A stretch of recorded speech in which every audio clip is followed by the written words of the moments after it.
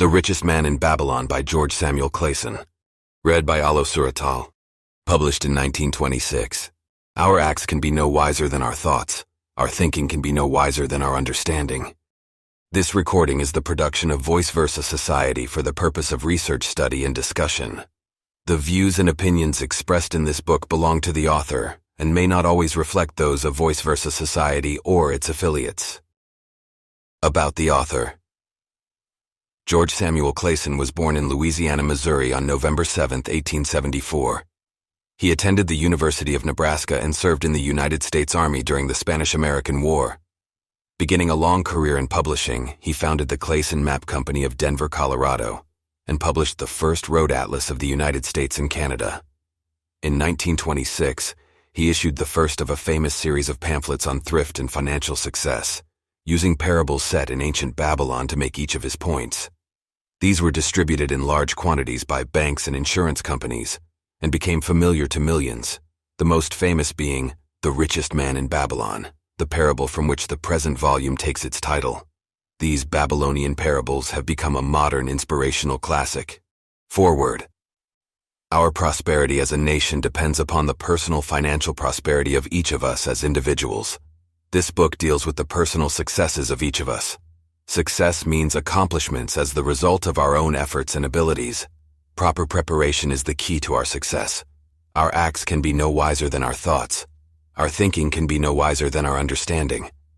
This book of cures for lean purses has been termed a guide to financial understanding. That indeed is its purpose, to offer those who are ambitious for financial success an insight which will aid them to acquire money, to keep money, and to make their surpluses earn more money. In the pages which follow, we are taken back to Babylon, the cradle in which was nurtured the basic principles of finance now recognized and used the world over. To new readers, the author is happy to extend the wish that its pages may contain for them the same inspiration for growing bank accounts, greater financial successes, and the solution of difficult personal financial problems so enthusiastically reported by readers from coast to coast. To the business executives who have distributed these tales in such generous quantities to friends, relatives, employees, and associates, the author takes this opportunity to express his gratitude. No endorsement could be higher than that of practical men who appreciate its teachings because they, themselves, have worked up to important successes by applying the very principles it advocates. Babylon became the wealthiest city of the ancient world because its citizens were the richest people of their time. They appreciated the value of money. They practiced sound financial principles in acquiring money, keeping money, and making their money earn more money. They provided for themselves what we all desire, incomes for the future, an historical sketch of Babylon. In the pages of history, there lives no city more glamorous than Babylon. Its very name conjures visions of wealth and splendor. Its treasures of gold and jewels were fabulous. One naturally pictures such a wealthy city as located in a suitable setting of tropical luxury, surrounded by rich natural resources of forests and mines. Such was not the case. It was located beside the Euphrates River, in a flat, arid valley. It had no forests, no mines, not even stone for building. It was not even located upon a natural trade route. The rainfall was insufficient to raise crops. Babylon is an outstanding example of man's ability to achieve great objectives, using whatever means are at his disposal. All of the resources supporting this large city were man-developed. All of its riches were man-made.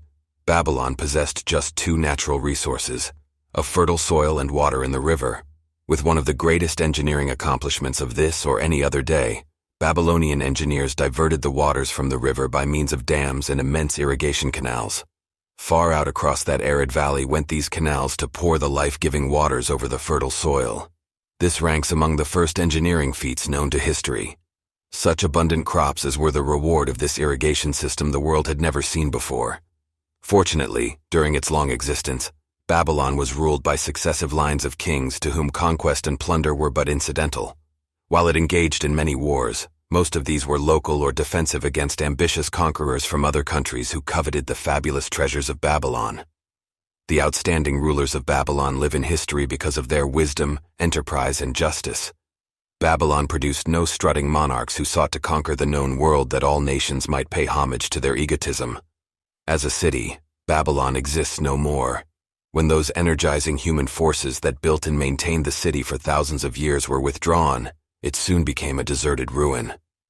The site of the city is in Asia, about 600 miles east of the Suez Canal, just north of the Persian Gulf. The latitude is about 30 degrees above the equator, practically the same as that of Yuma, Arizona. It possessed a climate similar to that of this American city, hot and dry. Today, this valley of the Euphrates, once a populous irrigated farming district, is again a windswept arid waste. Scant grass and desert shrubs strive for existence against the wind-blown sands.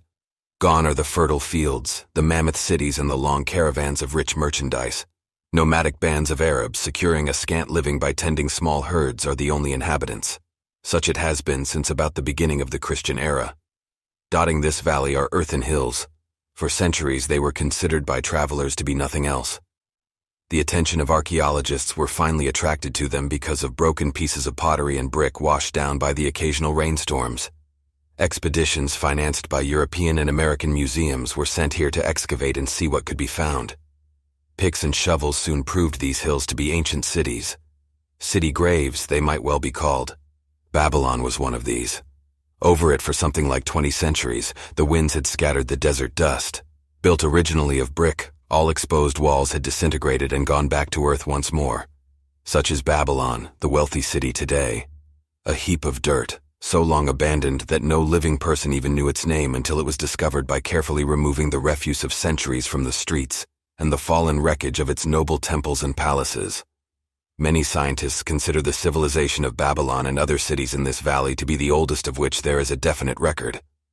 Positive dates have been proved reaching back 8,000 years. An interesting fact in this connection is the means used to determine these dates. Uncovered in the ruins of Babylon were descriptions of an eclipse of the sun. Modern astronomers readily computed the time when such an eclipse, visible in Babylon, occurred and thus established a known relationship between their calendar and our own. In this way, we have proved that 8,000 years ago, the Sumerites who inhabited Babylonia were living in walled cities. One can only conjecture for how many centuries previous such cities had existed. Their inhabitants were not mere barbarians living within protecting walls. They were an educated and enlightened people. So far as written history goes, they were the first engineers, the first astronomers, the first mathematicians, the first financiers, and the first people to have a written language.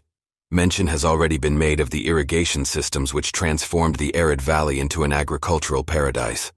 The remains of these canals can still be traced, although they are mostly filled with accumulated sand. Some of them were of such size that, when empty of water, a dozen horses could be ridden abreast along their bottoms. In size, they compare favorably with the largest canals in Colorado and Utah. In addition to irrigating the valley lands, Babylonian engineers completed another project of similar magnitude. By means of an elaborate drainage system, they reclaimed an immense area of swampland at the mouths of the Euphrates and Tigris rivers, and put this also under cultivation. Herodotus, the Greek traveler and historian, visited Babylon while it was in its prime, and has given us the only known description by an outsider. His writings give a graphic description of the city and some of the unusual customs of its people. He mentions the remarkable fertility of the soil and the bountiful harvest of wheat and barley which they produced. The glory of Babylon has faded, but its wisdom has been preserved for us. For this we are indebted to their form of records. In that distant day, the use of paper had not been invented. Instead, they laboriously engraved their writing upon tablets of moist clay. When completed, these were baked and became hard tile. In size, they were about 6 by 8 inches and an inch in thickness. These clay tablets, as they are commonly called, were used much as we use modern forms of writing. Upon them were engraved legends, poetry, history, transcriptions of royal decrees, the laws of the land, titles to property, promissory notes, and even letters which were dispatched by messengers to distant cities. From these clay tablets we are permitted an insight into the intimate personal affairs of the people. For example, one tablet, evidently from the records of a country storekeeper, relates that upon the given date, a certain named customer brought in a cow and exchanged it for 7 sacks of wheat, 3 being delivered at the time, and the other 4 to await the customer's pleasure. Safely buried in the wrecked cities, archaeologists have recovered entire libraries of these tablets, hundreds of thousands of them. One of the outstanding wonders of Babylon was the immense walls surrounding the city. The ancients ranked them with the Great Pyramid of Egypt as belonging to the 7 wonders of the world. Queen Semiramis is credited with having erected the first walls during the early history of the city. Modern excavators have been unable to find any trace of the original walls, nor is their exact height known. From mention made by early writers, it is estimated they were about 50 to 60 feet high, faced on the outer side with burnt brick, and further protected by a deep moat of water.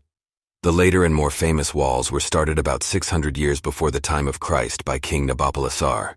Upon such a gigantic scale did he plan the rebuilding, he did not live to see the work finished. This was left to his son Nebuchadnezzar, whose name is familiar in biblical history. The height and length of these later walls staggers belief. They are reported upon reliable authority to have been about 160 feet high, the equivalent of the height of a modern 15-story office building.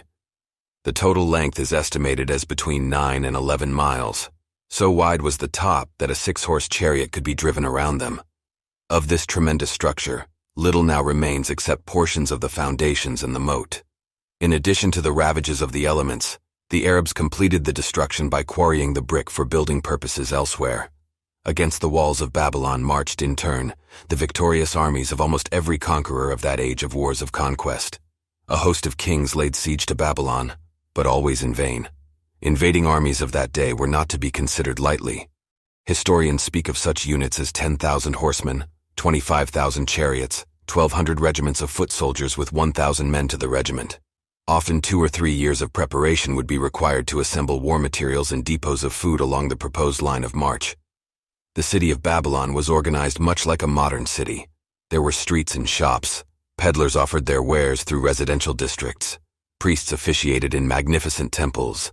Within the city was an inner enclosure for the royal palaces.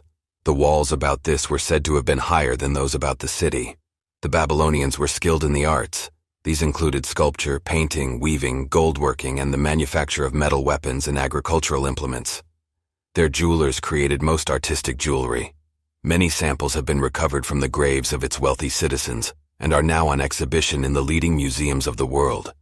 At a very early period when the rest of the world was still hacking at trees with stone-headed axes, or hunting and fighting with flint-pointed spears and arrows, the Babylonians were using axes, spears, and arrows with metal heads. The Babylonians were clever financiers and traders. So far as we know, they were the original inventors of money as a means of exchange, of promissory notes and written titles to property. Babylon was never entered by hostile armies until about 540 years before the birth of Christ. Even then, the walls were not captured. The story of the fall of Babylon is most unusual. Cyrus, one of the great conquerors of that period, intended to attack the city and hoped to take its impregnable walls. Advisors of Nabonidus, the king of Babylon, persuaded him to go forth to meet Cyrus and give him battle without waiting for the city to be besieged. In the succeeding defeat to the Babylonian army, it fled away from the city. Cyrus thereupon entered the open gates and took possession without resistance. Thereafter, the power and prestige of the city gradually waned until, in the course of a few hundred years, it was eventually abandoned, deserted, left for the winds and storms to level once again to that desert earth from which its grandeur had originally been built. Babylon had fallen, never to rise again, but to its civilization owes much. The eons of time have crumbled to dust the proud walls of its temples, but the wisdom of Babylon endures. Money is the medium by which earthly success is measured. Money makes possible the enjoyment of the best the earth affords. Money is plentiful for those who understand the simple laws which govern its acquisition. Money is governed today by the same laws which controlled it when prosperous men thronged the streets of Babylon 6,000 years ago. The man who desired gold, Insure, the chariot builder of Babylon, was thoroughly discouraged. From his seat upon the low wall surrounding his property, he gazed sadly at his simple home and the open workshop in which stood a partially completed chariot. His wife frequently appeared at the open door. Her furtive glances in his direction reminded him that the meal bag was almost empty, and he should be at work finishing the chariot, hammering and hewing, polishing and painting, stretching taut the leather over the wheel rims, preparing it for delivery so he could collect from his wealthy customer. Nevertheless, his fat, muscular body sat stolidly upon the wall. His slow mind was struggling patiently with a problem for which he could find no answer. The hot tropical sun, so typical of this valley of the Euphrates, beat down upon him mercilessly. Beads of perspiration formed upon his brow and trickled down unnoticed to lose themselves in Tahiri jungle on his chest.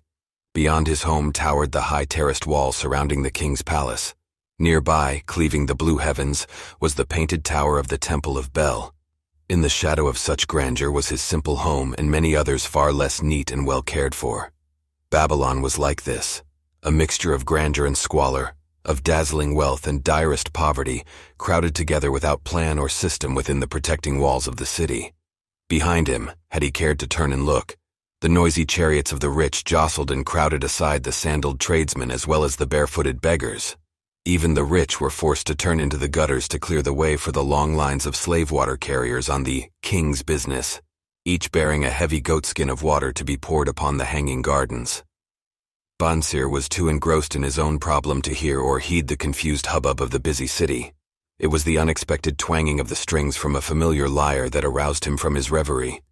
He turned and looked into the sensitive, smiling face of his best friend, Kobe, the musician. "May the gods bless thee with great liberality, my good friend," began Kobe with an elaborate salute. "Yet it does appear they have already been so generous thou needest not to labor. I rejoice with thee in thy good fortune. More, I would even share it with thee. Pray from thy purse, which must be bulging, else thou wouldst be busy in your shop. Extract but 2 humble shekels and lend them to me until after the nobleman's feast this night. Thou wilt not miss them ere they are returned."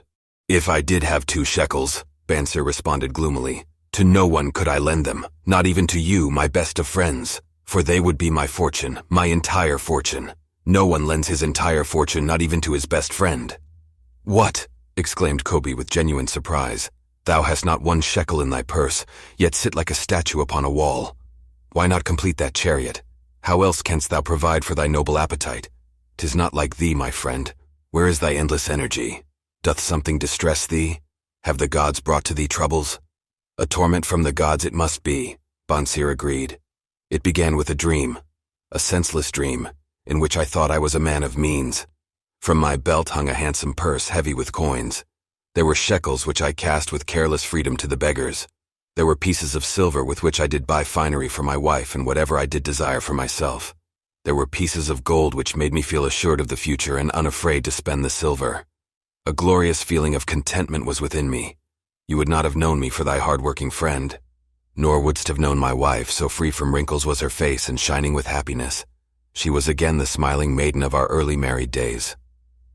"A pleasant dream indeed," commented Kabi, "but why should such pleasant feelings as it aroused turn thee into a glum statue upon the wall?" "Why indeed? Because when I awoke and remembered how empty was my purse, a feeling of rebellion swept over me. Let us talk it over together, for as the sailors do say, we ride in the same boat, we two. As youngsters, we went together to the priest to learn wisdom. As young men, we shared each other's pleasures. As grown men, we have always been close friends. We have been contented subjects of our kind. We have been satisfied to work long hours and spend our earnings freely. We have earned much coin in the years that have passed, yet to know the joys that come from wealth, we must dream about them. Bah! Are we more than dumb sheep? We live in the richest city in all the world. The travelers do say none equals it in wealth. About us is much display of wealth, but of it we ourselves have naught. After half a lifetime of hard labor, thou, my best of friends, hast an empty purse and sayest to me, "May I borrow such a trifle as 2 shekels until after the nobleman's feast this night?" Then what do I reply? Do I say, "Here is my purse, its contents will I gladly share"? No, I admit that my purse is as empty as thine. What is the matter? Why cannot we acquire silver and gold, more than enough for food and robes? Consider also our sons, Bansir continued. Are they not 17 following in the footsteps of their fathers? Need they and their families and their sons' families live all their lives in the midst of such treasurers of gold, and yet, like us, be content to banquet upon sour goat's milk and porridge? Never in all the years of our friendship didst thou talk like this before, Bansir. Kobe was puzzled. Never in all those years did I think like this before. From early dawn until darkness stopped me, I have labored to build the finest chariots any man could make, soft-heartedly hoping someday the gods would recognize my worthy deeds and bestow upon me great prosperity. This they have never done. At last I realize this they will never do. Therefore my heart is sad. I wish to be a man of means. I wish to own lands and cattle, to have fine robes and coins in my purse. I am willing to work for these things with all the strength in my back, with all the skill in my hands, with all the cunning in my mind, but I wish my labors to be fairly rewarded. What is the matter with us? Again I ask you, why cannot we have our just share of the good things so plentiful for those who have the gold with which to buy them? Would I knew an answer? Kobe replied. No better than thou am I satisfied. My earnings from my lyre are quickly gone. Often must I plan and scheme that my family be not hungry. Also within my breast is a deep longing for a lyre large enough that it may truly sing the strains of music that do surge through my mind. With such an instrument could I make music finer than even the king has heard before. Such a lyre thou shouldst have. No man in all Babylon could make it sing more sweetly, could make it sing so sweetly. Not only the king but the gods themselves would be delighted. But how mayest thou secure it while we both of us are as poor as the king's slaves? Listen to the bell. Here they come. He pointed to the long column of half-naked sweating water-bearers plodding laboriously up the narrow street from the river. 5 abreast they marched, each bent under a heavy goatskin of water.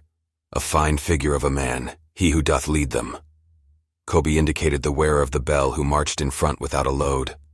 A prominent man in his own country, 'tis easy to see. There are many good figures in the line, Bansir agreed. As good men as we. Tall, blond men from the north, laughing black men from the south, little brown men from the nearer countries, all marching together from the river to the gardens, back and forth, day after day, year after year. Naught of happiness to look forward to. Beds of straw upon which to sleep, hard grain porridge to eat. Pity the poor brutes, Kobe. Pity them I do. Yet thou dost make me see how little better off are we, free men though we call ourselves. That is truth, Kobe, unpleasant thought though it be. We do not wish to go on year after year living slavish lives. Working, getting nowhere. Might we not find out how others acquire gold and do as they do? Kobe inquired. Perhaps there is some secret we might learn if we but sought from those who knew, replied Bansir thoughtfully. This very day, suggested Kobe, I did pass our old friend Arkad riding in his golden chariot. This I will say, he did not look over my humble head as many in his station might consider his right. Instead, he did wave his hand that all onlookers might see him pay greetings and bestow his smile of friendship upon Kobe, the musician. He is claimed to be the richest man in all Babylon, Bansir mused. So rich the king is said to seek his golden aid in affairs of the treasury, Kobe replied. So rich, Bansir interrupted. I fear if I should meet him in the darkness of the night, I should lay my hands upon his fat wallet. Nonsense, reproved Kobe. A man's wealth is not in the purse he carries. A fat purse quickly empties if there be no golden stream to refill it. Arkad has an income that constantly keeps his purse full, no matter how liberally he spends. Income, that is the thing, ejaculated Bansir. I wish an income that will keep flowing into my purse whether I sit upon the wall or travel to far lands. Arkad must know how a man can make an income for himself. Dost suppose it is something he could make clear to a mind as slow as mine? Methinks he did teach his knowledge to his son, Nomasir, Kobe responded. Did he not go to Nineveh and, so it is told at the inn, become without aid from his father, one of the richest men in that city? Kobe, thou bringest to me a rare thought. A new light gleamed in Bansir's eyes. It cost nothing to ask wise advice from a good friend, and Arkad was always that. Never mind though our purses be as empty as the falcon's nest of a year ago. Let that not detain us. We are weary of being without gold in the midst of plenty. We wish to become men of means. Come, let us go to Arkad and ask how we also may acquire incomes for ourselves. Thou speakest with true inspiration, Bansir. Thou bringest to my mind a new understanding. Thou makest me to realize the reason why we have never found any measure of wealth. We never sought it. Thou hast labored patiently to build the staunchest chariots in Babylon. To that purpose was devoted your best endeavors. Therefore at it thou didst succeed. I strove to become a skillful lyre player, and at it I did succeed. In those things toward which we exerted our best endeavors we succeeded. The gods were content to let us continue thus. Now, at last we see a light, bright like that from the rising sun. It biddeth us to learn more that we may prosper more.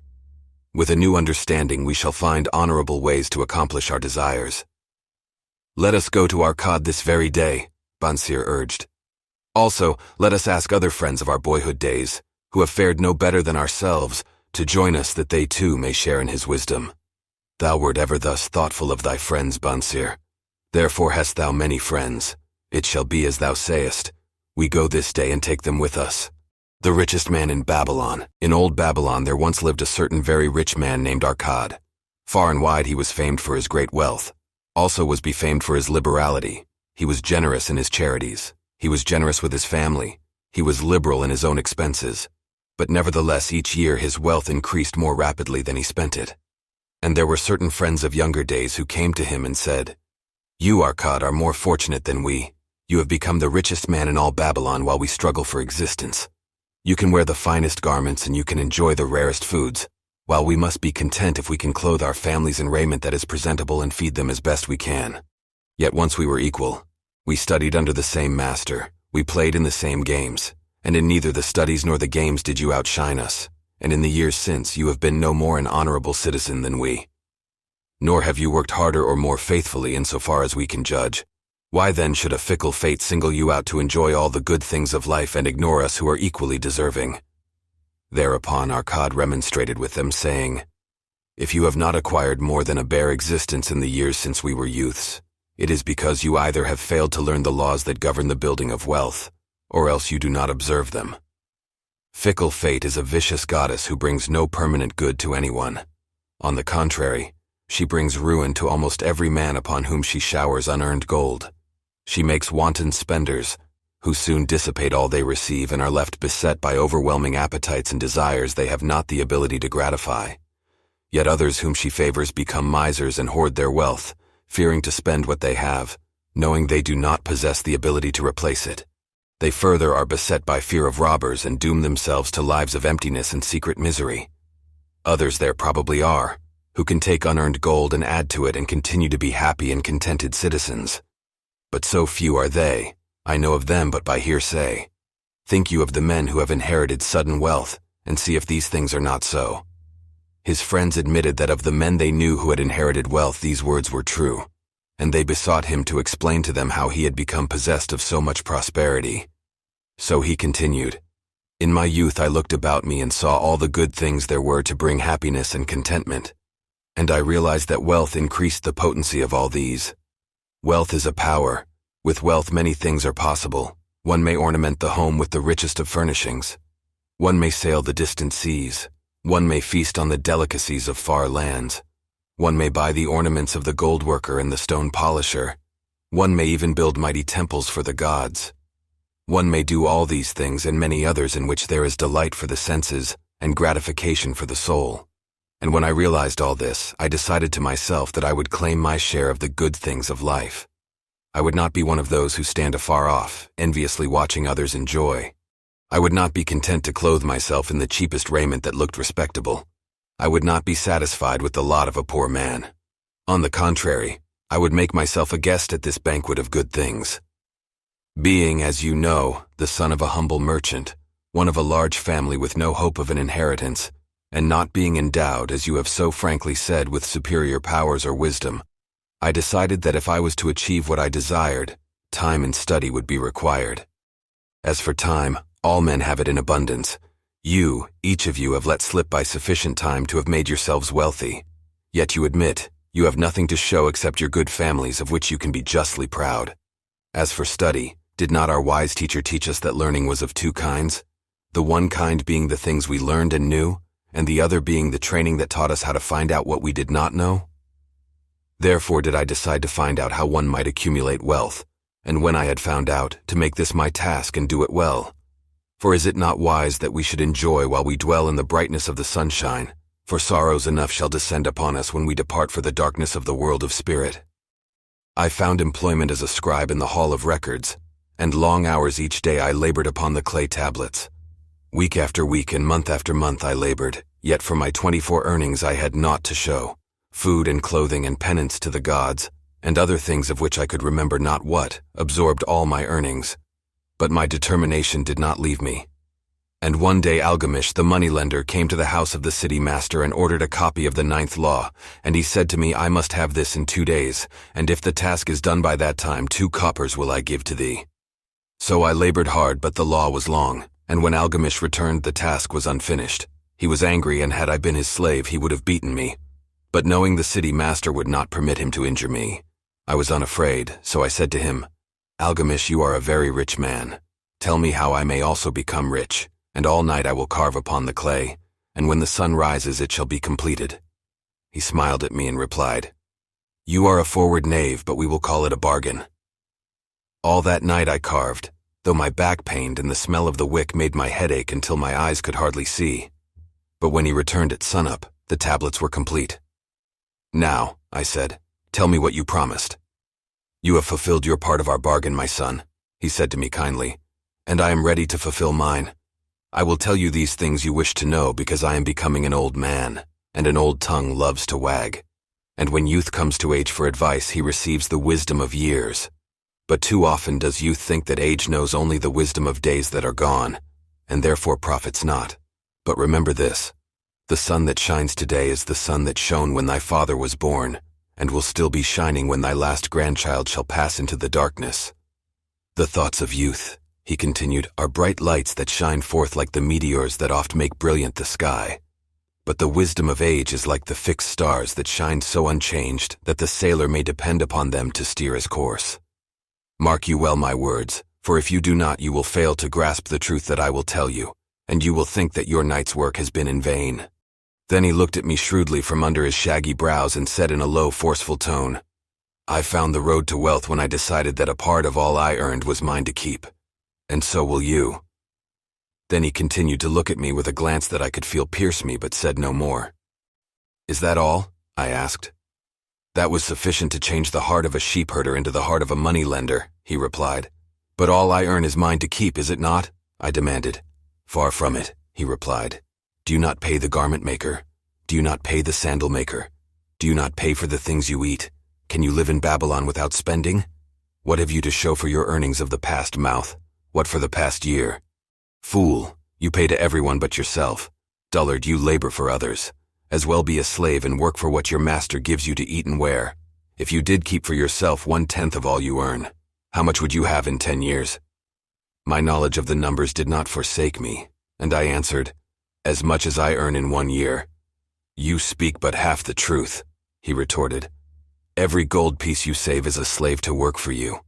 Every copper it earns is its child that also can earn for you. If you would become wealthy, then what you save must earn, and its children must earn, that all may help to give to you the abundance you crave.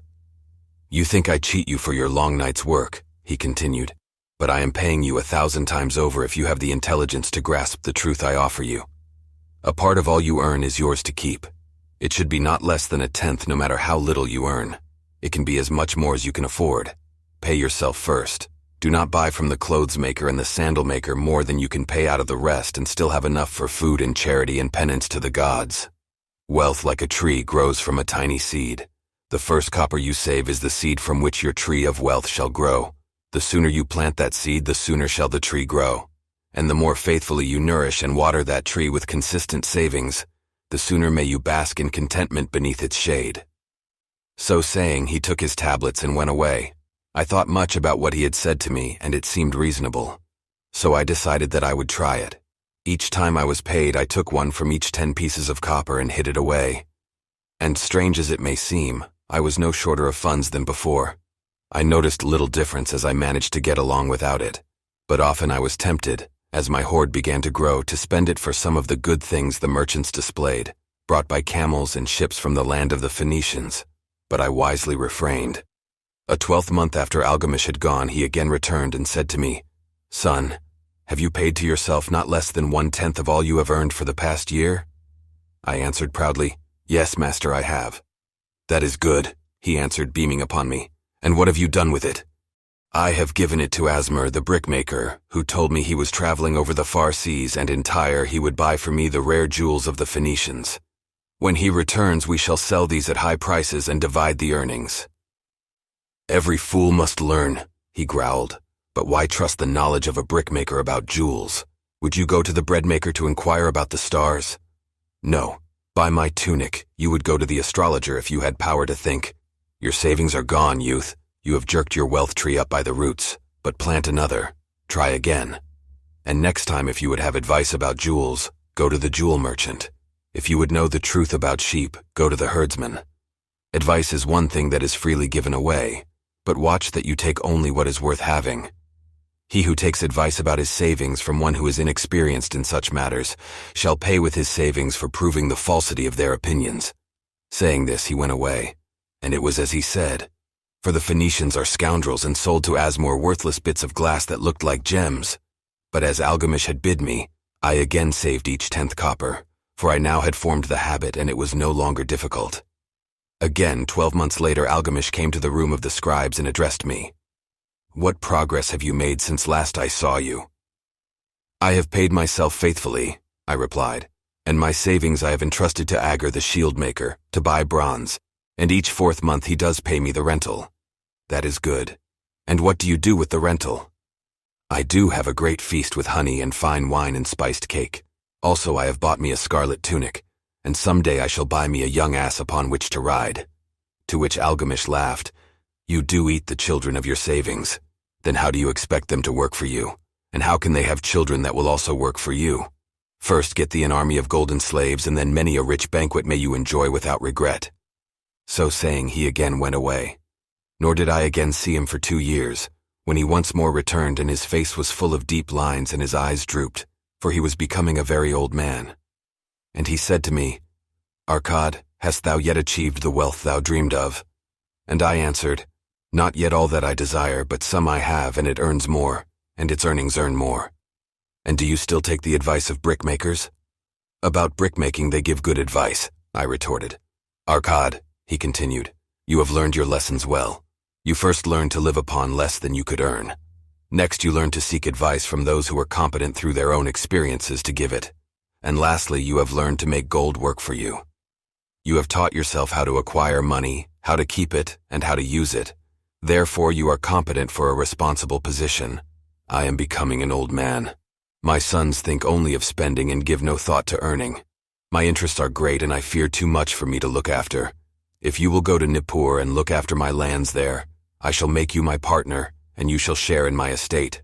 So I went to Nippur and took charge of his holdings, which were large. And because I was full of ambition and because I had mastered the 3 laws of successfully handling wealth, I was enabled to increase greatly the value of his properties.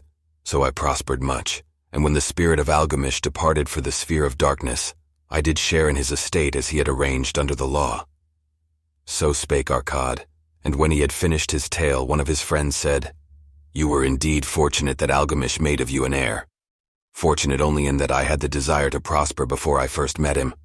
For 4 years did I not prove my definiteness of purpose by keeping 1/10 of all earned?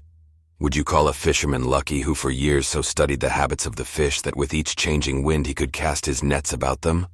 Opportunity is a haughty goddess who wastes no time with those who are unprepared. You had strong willpower to keep on after you lost your first year's savings. You are unusual in that way, spoke up another. Willpower, retorted Arkad. What nonsense. Do you think willpower gives a man the strength to lift a burden the camel cannot carry, or to draw a load the oxen cannot budge? Willpower is but the unflinching purpose to carry a task you set for yourself to fulfillment. If I set for myself a task, be it ever so trifling, I shall see it through. How else shall I have confidence in myself to do important things? Should I say to myself, For 100 days as I walk across the bridge into the city, I will pick from the road a pebble and cast it into the stream, I would do it. If on the 7th day I passed by without remembering, I would not say to myself, Tomorrow I will cast 2 pebbles which will do as well. Instead I would retrace my steps and cast the pebble. Nor on the 20th day would I say to myself, Arkad, this is useless. What does it avail you to cast a pebble every day? Throw in a handful and be done with it. No, I would not say that nor do it. When I set a task for myself, I complete it. Therefore, I am careful not to start difficult and impractical tasks, because I love leisure. And then another friend spoke up and said, If what you tell is true, and it does seem as you have said reasonable, then being so simple, if all men did it, there would not be enough wealth to go around. Wealth grows wherever men exert energy, Arkad replied. If a rich man builds him a new palace, is the gold he pays out gone? No, the brickmaker has part of it, and the laborer has part of it, and the artist has part of it, and everyone who labors upon the house has part of it. Yet when the palace is completed, is it not worth all it cost? And is the ground upon which it stands not worth more because it is there? And is the ground that adjoins it not worth more because it is there? Wealth grows in magic ways. No man can prophesy the limit of it. Have not the Phoenicians built great cities on barren coasts with the wealth that comes from their ships of commerce on the seas? What then do you advise us to do that we also may become rich? Asked still another of his friends. The years have passed, and we are no longer young men, and we have nothing put by. I advise that you take the wisdom of Algamish and say to yourselves, a part of all I earn is mine to keep. Say it in the morning when you first arise. Say it at noon. Say it at night. Say it each hour of every day. Say it to yourself until the words stand out like letters of fire across the sky. Impress yourself with the idea. Fill yourself with the thought. Then take whatever portion seems wise. Let it be not less than 1/10 and lay it by. Arrange your other expenditures to do this if necessary, but lay by that portion first. Soon you will realize what a rich feeling it is to own a treasure upon which you alone have claim. As it grows, it will stimulate you. A new joy of life will thrill you. Greater efforts will come to you to earn more, for of your increased earnings, will not the same percentage be also yours to keep? Then learn to make your treasure work for you. Make it your slave. Make its children and its children's children work for you. Ensure an income for thy future. Look thou at the aged, and forget not that in the days to come thou also will be numbered among them. Therefore invest thy treasure with greatest caution that it be not lost. Usurious rates of return are deceitful sirens that sing but to lure the unwary upon the rocks of loss and remorse. Provide also that thy family may not want should the gods call thee to their realms. For such protection it is always possible to make provision with small payments at regular intervals. Therefore the provident man delays not in expectation of a large sum becoming available for such a wise purpose. Counsel with wise men. Seek the advice of men whose daily work is handling money. Let them save you from such an error as I myself made in entrusting my money to the judgment of Asmur the brickmaker. A small return and a safe one is far more desirable than risk. Enjoy life while you are here. Do not overstrain or try to save too much. If 1/10 of all you earn is as much as you can comfortably keep, be content to keep this portion. Live otherwise according to your income and let not yourself get niggardly and afraid to spend. Life is good and life is rich with things worthwhile and things to enjoy. His friends thanked him and went away. Some were silent because they had no imagination and could not understand. Some were sarcastic because they thought that one so rich should divide with old friends not so fortunate. But some had in their eyes a new light. They realized that Algamish had come back each time to the room of the scribes because he was watching a man work his way out of darkness into light. When that man had found the light, a place awaited him. No one could fill that place until he had for himself worked out his own understanding, until he was ready for opportunity. These latter were the ones who, in the following years, frequently revisited Arkad, who received them gladly. He counseled with them and gave them freely of his wisdom as men of broad experience are always glad to do. And he assisted them in so investing their savings that it would bring in a good interest with safety, and would neither be lost nor entangled in investments that paid no dividends. The turning point in these men's lives came upon that day when they realized the truth that had come from Algamish to Arkad and from Arkad to them. A part of all you earn is yours to keep. 7 cures for a lean purse. The glory of Babylon endures. Down through the ages, its reputation comes to us as the richest of cities, its treasures as fabulous. Yet it was not always so. The riches of Babylon were the results of the wisdom of its people. They first had to learn how to become wealthy. When the good king Sargon returned to Babylon after defeating his enemies, the Elamites, he was confronted with a serious situation. The royal chancellor explained it to the king thus: "After many years of great prosperity brought to our people because your majesty built the great irrigation canals and the mighty temples of the gods, now that these works are completed, the people seem unable to support themselves.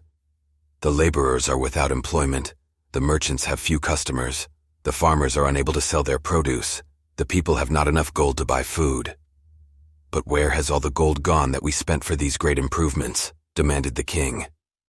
"It has found its way, I fear," responded the chancellor, "into the possession of a few very rich men of our city. It filtered through the fingers of most our people as quickly as the goat's milk goes through the strainer. Now that the stream of gold has ceased to flow, most of our people have nothing for their earnings." The king was thoughtful for some time. Then he asked, "Why should so few men be able to acquire all the gold?" "Because they know how," replied the chancellor. "One may not condemn a man for succeeding because he knows how. Neither may one with justice take away from a man what he has fairly earned, to give to men of less ability." "But why?" demanded the king. Should not all the people learn how to accumulate gold and therefore become themselves rich and prosperous? Quite possible, Your Excellency. But who can teach them? Certainly not the priests, because they know naught of money-making. Who knows best in all our city how to become wealthy, Chancellor? Asked the king. Thy question answers itself, Your Majesty. Who has amassed the greatest wealth in Babylon? Well said, my able Chancellor. It is Arcad. He is richest man in Babylon. Bring him before me on the morrow. Upon the following day, as the king had decreed, Arcad appeared before him, straight and sprightly despite his 80 years and 10. Arcad, spoke the king, is it true thou art the richest man in Babylon? So it is reported, Your Majesty, and no man disputes it. How becamest thou so wealthy? By taking advantage of opportunities available to all citizens of our good city. Thou hadst nothing to start with? Only a great desire for wealth. Besides this, nothing. Arcad, continued the king, our city is in a very unhappy state because a few men know how to acquire wealth and therefore monopolize it, while the mass of our citizens lack the knowledge of how to keep any part of the gold they receive. It is my desire that Babylon be the wealthiest city in the world. Therefore it must be a city of many wealthy men. Therefore we must teach all the people how to acquire riches. Tell me, Arcad, is there any secret to acquiring wealth? Can it be taught? It is practical, Your Majesty. That which one man knows can be taught to others. The king's eyes glowed. Arcad, thou spake the words I wish to hear.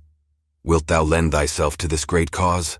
Wilt thou teach thy knowledge to a school for teachers, each of whom shall teach others until there are enough trained to teach these truths to every worthy subject in my domain?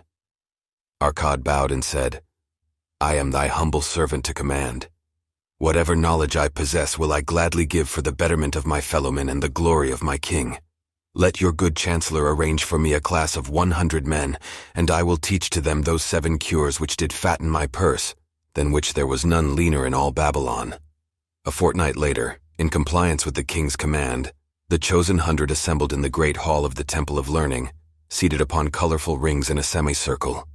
Arcad sat beside a small taboret upon which smoked a sacred lamp sending forth a strange and pleasing odor. Behold the richest man in Babylon, whispered a student, nudging his neighbor as Arcad arose.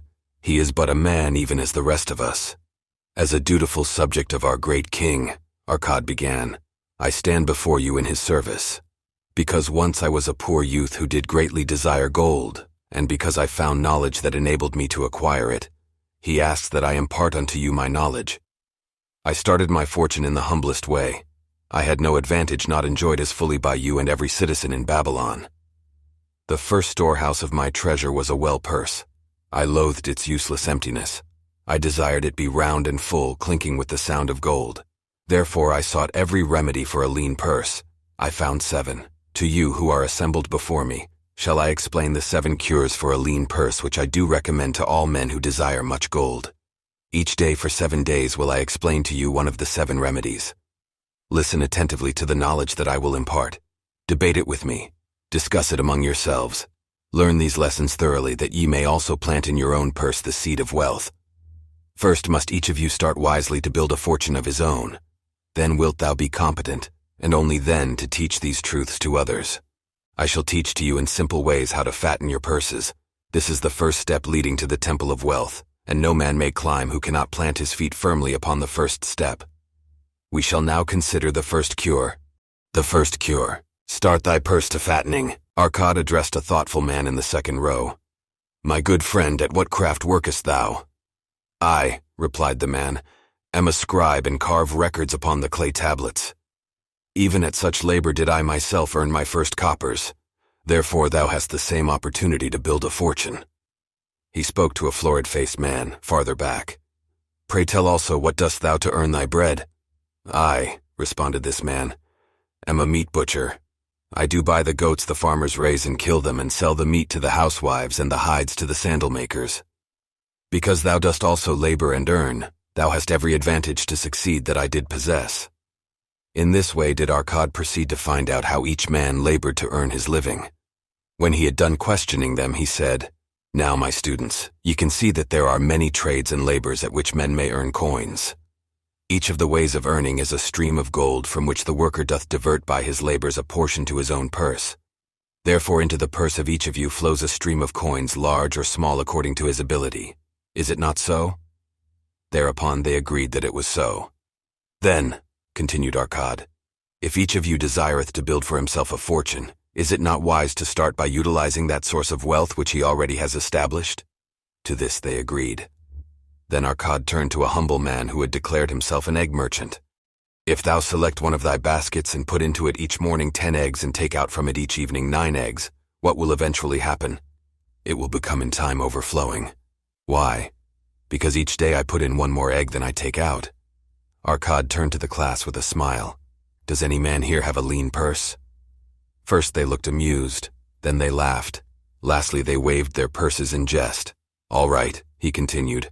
"Now I shall tell thee the first remedy I learned to cure a lean purse. Do exactly as I have suggested to the egg merchant.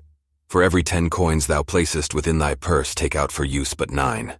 Thy purse will start to fatten at once, and its increasing weight will feel good in thy hand and bring satisfaction to thy soul. Deride not what I say because of its simplicity. Truth is always simple. I told thee I would tell how built my fortune. This was my beginning. I too carried a lean purse and cursed it because there was naught within to satisfy my desires. But when I began to take out from my purse but 9 parts of 10 I put in, it began to fatten. So will thine. Now I will tell a strange truth, the reason for which I know not. When I ceased to pay out more than 9/10 of my earnings, I managed to get along just as well. I was not shorter than before. Also, ere long did coins come to me more easily than before. Surely it is a law of the gods that unto him who keep and spend not a certain part of all his earnings, shall gold come more easily. Likewise, him whose purse is empty does gold avoid. Which desirest thou the most? Is it the gratification of thy desires of each day, a jewel, a bit of finery, better raiment, more food, things quickly gone and forgotten? Or is it substantial belongings, gold, lands, herds, merchandise, income-bringing investments? The coins thou takest from thy purse bring the first. The coins thou leavest within it will bring the latter. This, my students, was the first cure I did discover for my lean purse. For each 10 coins I put in to spend but 9. Debate this amongst yourselves. If any man proves it untrue, tell me upon the morrow when we shall meet again. The second cure: control thy expenditures. Some of your members, my students, have asked me this. How can a man keep 1/10 of all he earns in his purse, when all the coins he earns are not enough for his necessary expenses? So did Arcad address his students upon the second day. Yesterday, how many of thee carried lean purses? All of us, answered the class. Yet thou do not all earn the same. Some earn much more than others. Some have much larger families to support. Yet all purses were equally lean. Now I will tell thee an unusual truth about men and sons of men. It is this, that what each of us calls our necessary expenses will always grow to equal our incomes unless we protest to the contrary. Confuse not the necessary expenses with thy desires. Each of you, together with your good families, have more desires than your earnings can gratify. Therefore are thy earnings spent to gratify these desires in so far as they will go. Still thou retains many ungratified desires. All men are burdened with more desires than they can gratify. Because of my wealth thinkest thou I may gratify every desire? 'Tis a false idea. There are limits to my time. There are limits to my strength. There are limits to the distance I may travel. There are limits to what I may eat. There are limits to the zest with which I may enjoy. I say to you that just as weeds grow in a field wherever the farmer leaves space for their roots, even so freely do desires grow in men whenever there is a possibility of their being gratified. Thy desires are a multitude, and those that thou mayest gratify are but few. Study thoughtfully thy accustomed habits of living. Herein may be most often found certain accepted expenses that may wisely be reduced or eliminated. Let thy motto be 100% of appreciated value demanded for each coin spent. Therefore, engrave upon the clay each thing for which thou desire to spend. Select those that are necessary, and others that are possible through the expenditure of 9/10 of thy income. Cross out the rest and consider them but a part of that great multitude of desires that must go unsatisfied and regret them not. Budget then thy necessary expenses. Touch not the 1/10 that is fattening thy purse. Let this be thy great desire that is being fulfilled. Keep working with thy budget. Keep adjusting it to help thee. Make it thy first assistant in defending thy fattening purse. Hereupon one of the students, wearing a robe of red and gold, arose and said, I am a free man. I believe that it is my right to enjoy the good things of life. Therefore do I rebel against the slavery of a budget which determines just how much I may spend and for what. I feel it would take much pleasure from my life and make me little more than a pack-ass to carry a burden. To him Arkad replied, "Who, my friend, would determine thy budget?" "I would make it for myself," responded the protesting one. "In that case, were a pack-ass to budget his burden, would he include therein jewels and rugs and heavy bars of gold? Not so. He would include hay and grain and a bag of water for the desert trail. The purpose of a budget is to help thy purse to fatten. It is to assist thee to have thy necessities, and insofar as attainable thy other desires. It is to enable thee to realize thy most cherished desires by defending them from thy casual wishes. Like a bright light in a dark cave, thy budget shows up the leaks from thy purse and enables thee to stop them and control thy expenditures for definite and gratifying purposes. This, then, is the second cure for a lean purse. Budget thy expenses that thou mayest have coins to pay for thy necessities, to pay for thy enjoyments, and to gratify thy worthwhile desires without spending more than 9/10 of thy earnings. Control thy expenditures. Some of your members, my students, have asked me this. How can a man keep 1/10 of all he earns in his purse, when all the coins he earns are not enough for his necessary expenses? So did Arkad address his students upon the second day. Yesterday, how many of thee carried lean purses? All of us, answered the class. Yet thou do not all earn the same. Some earn much more than others. Some have much larger families to support. Yet all purses were equally lean. Now I will tell thee an unusual truth about men and sons of men. It is this, that what each of us calls our necessary expenses will always grow to equal our incomes unless we protest to the contrary. Confuse not the necessary expenses with thy desires. Each of you, together with your good families, have more desires than your earnings can gratify. Therefore are thy earnings spent to gratify these desires insofar as they will go. Still thou retains many ungratified desires. All men are burdened with more desires than they can gratify. Because of my wealth thinkest thou I may gratify every desire? 'Tis a false idea. There are limits to my time. There are limits to my strength. There are limits to the distance I may travel. There are limits to what I may eat. There are limits to the zest with which I may enjoy. I say to you that just as weeds grow in a field wherever the farmer leaves space for their roots, even so freely do desires grow in men whenever there is a possibility of their being gratified. Thy desires are a multitude, and those that thou mayest gratify are but few. Study thoughtfully thy accustomed habits of living. Herein may be most often found certain accepted expenses that may wisely be reduced or eliminated.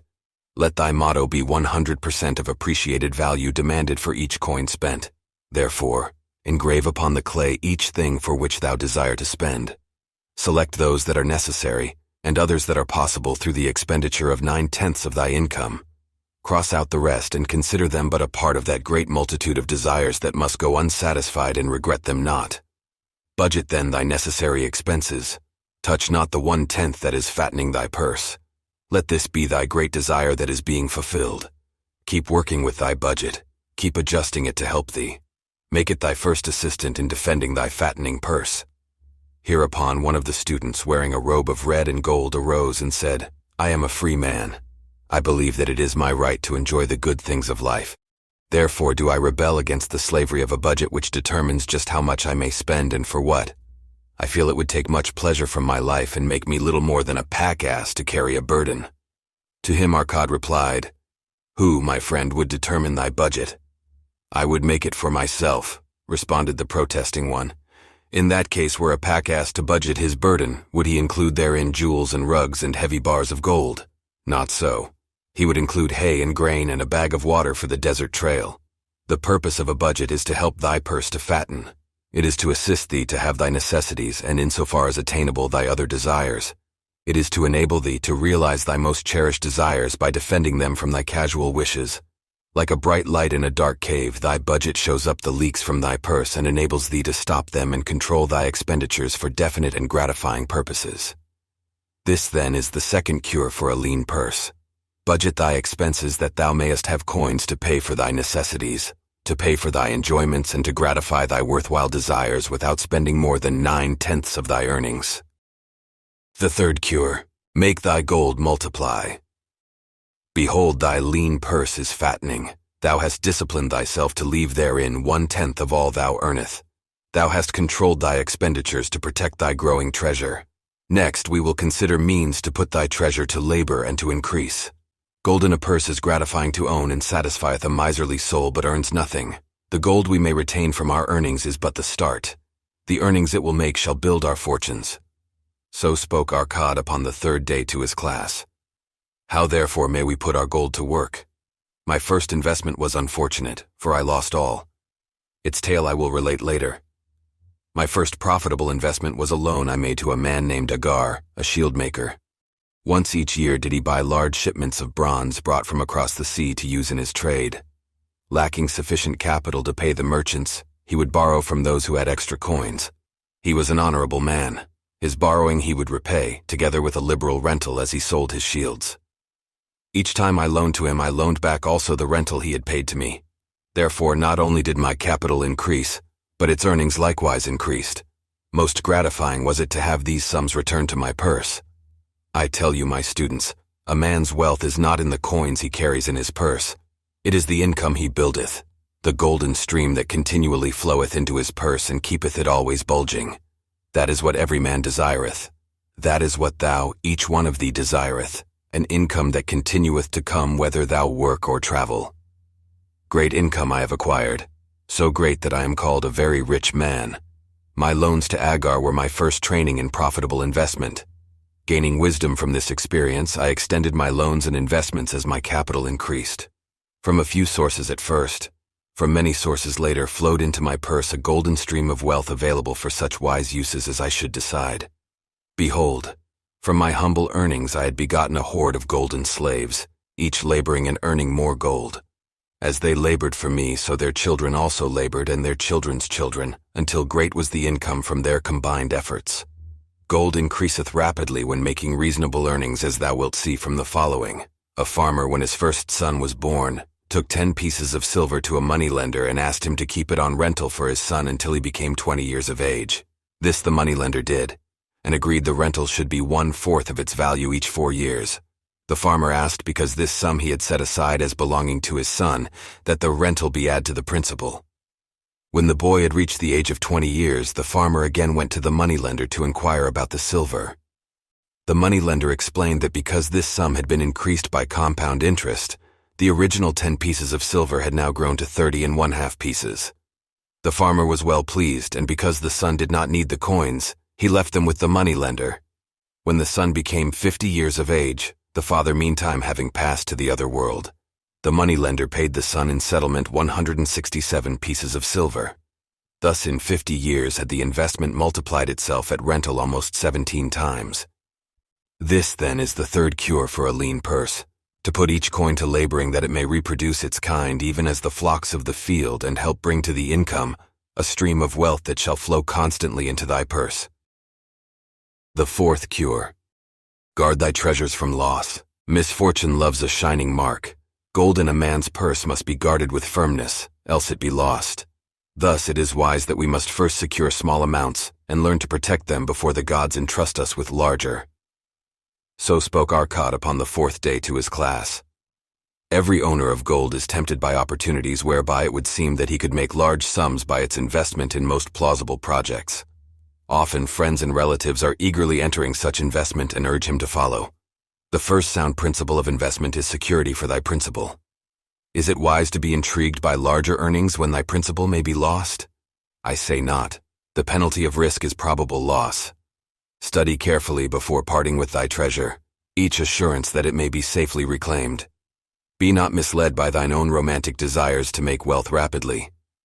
Before thou loan it to any man, assure thyself of his ability to repay and his reputation for doing so, that thou mayest not unwittingly be making him a present of thy hard-earned treasure. Before thou entrust it as an investment in any field, acquaint thyself with the dangers which may beset it. My own first investment was a tragedy to me at the time.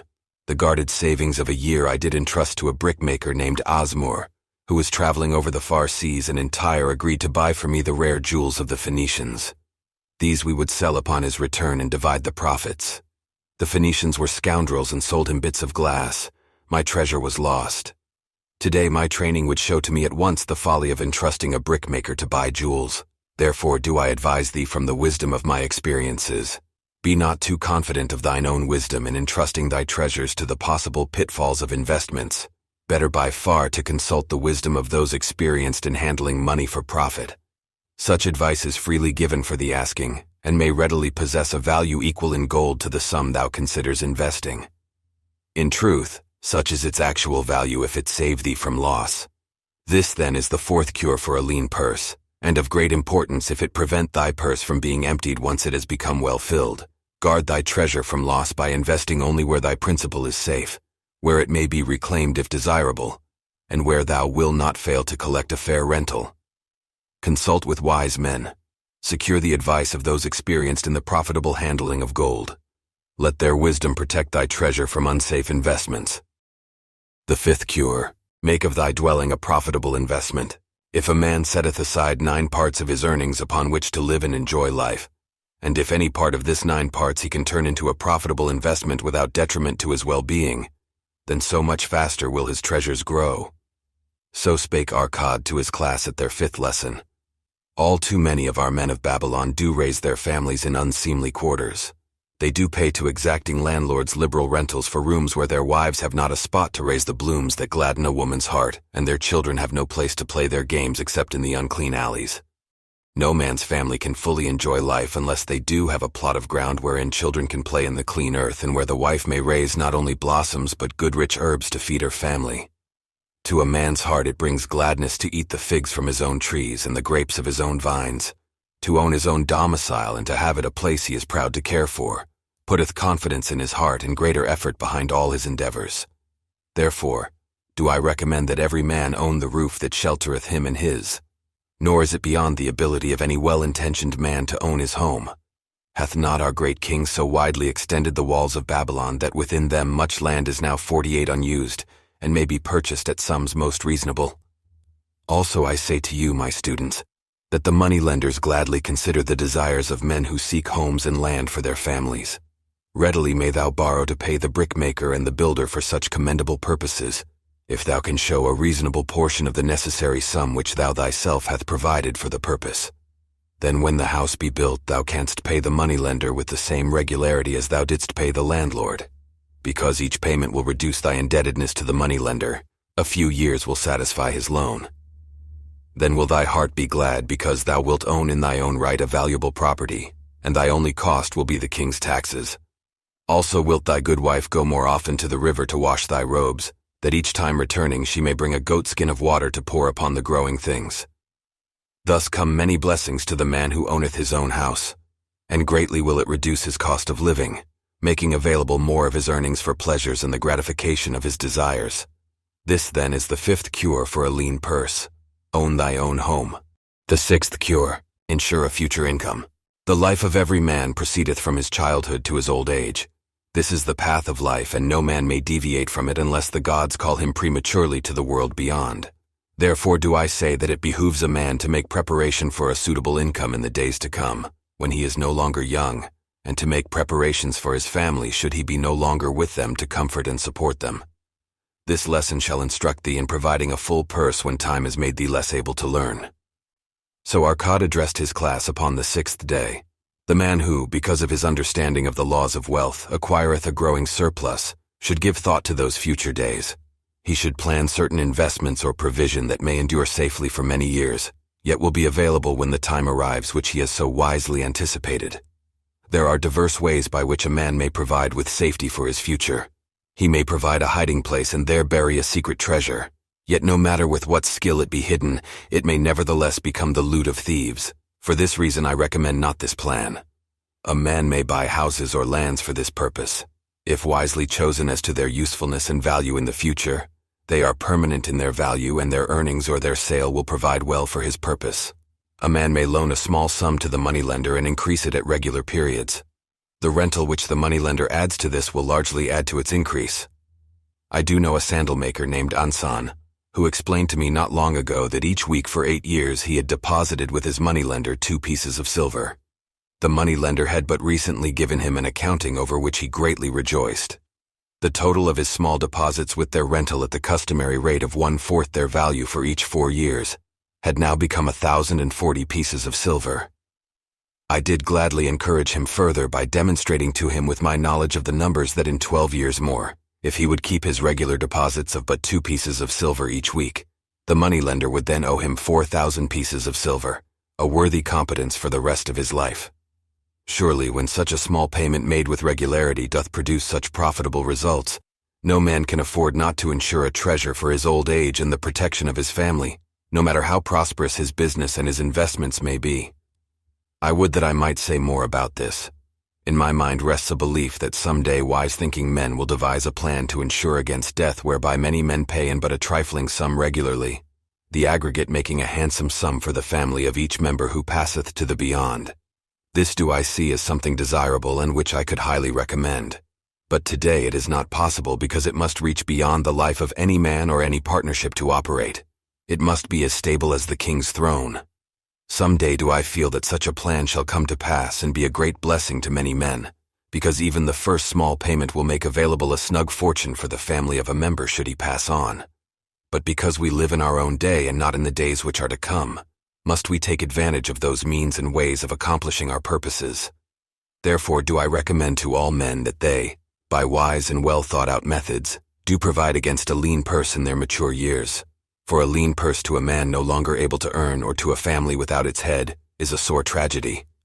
This then is the 6th cure for a lean purse. Provide in advance for the needs of thy growing age and the protection of thy family. The 7th cure, increase thy ability to earn. This day do I speak to thee, my students, of one of the most vital remedies for a lean purse. Yet I will talk not of gold but of yourselves, of the men beneath the robes of many colors who do sit before me. I will talk to you of those things within the minds and lives of men which do work for or against their success. So did Arcad address his class upon the 7th day. Not long ago came to me a young man seeking to borrow. When I questioned him the cause of his necessity, he complained that his earnings were insufficient to pay his expenses.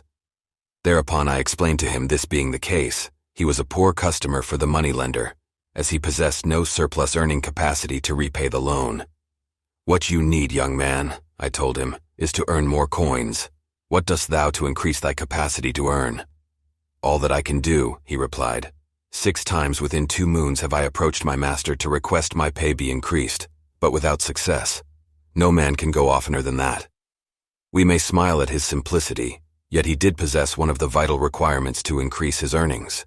Within him was a strong desire to earn more, a proper and commendable desire. Preceding accomplishment must be desire. Thy desires must be strong and definite. General desires are but weak longings. For a man to wish to be rich is of little purpose. For a man to desire 5 pieces of gold is a tangible desire which he can press to fulfillment. After he has backed his desire for 5 pieces of gold with strength of purpose to secure it, next he can find similar ways to obtain 10 pieces, and then 20 pieces, and later 1,000 pieces, and behold, he has become wealthy.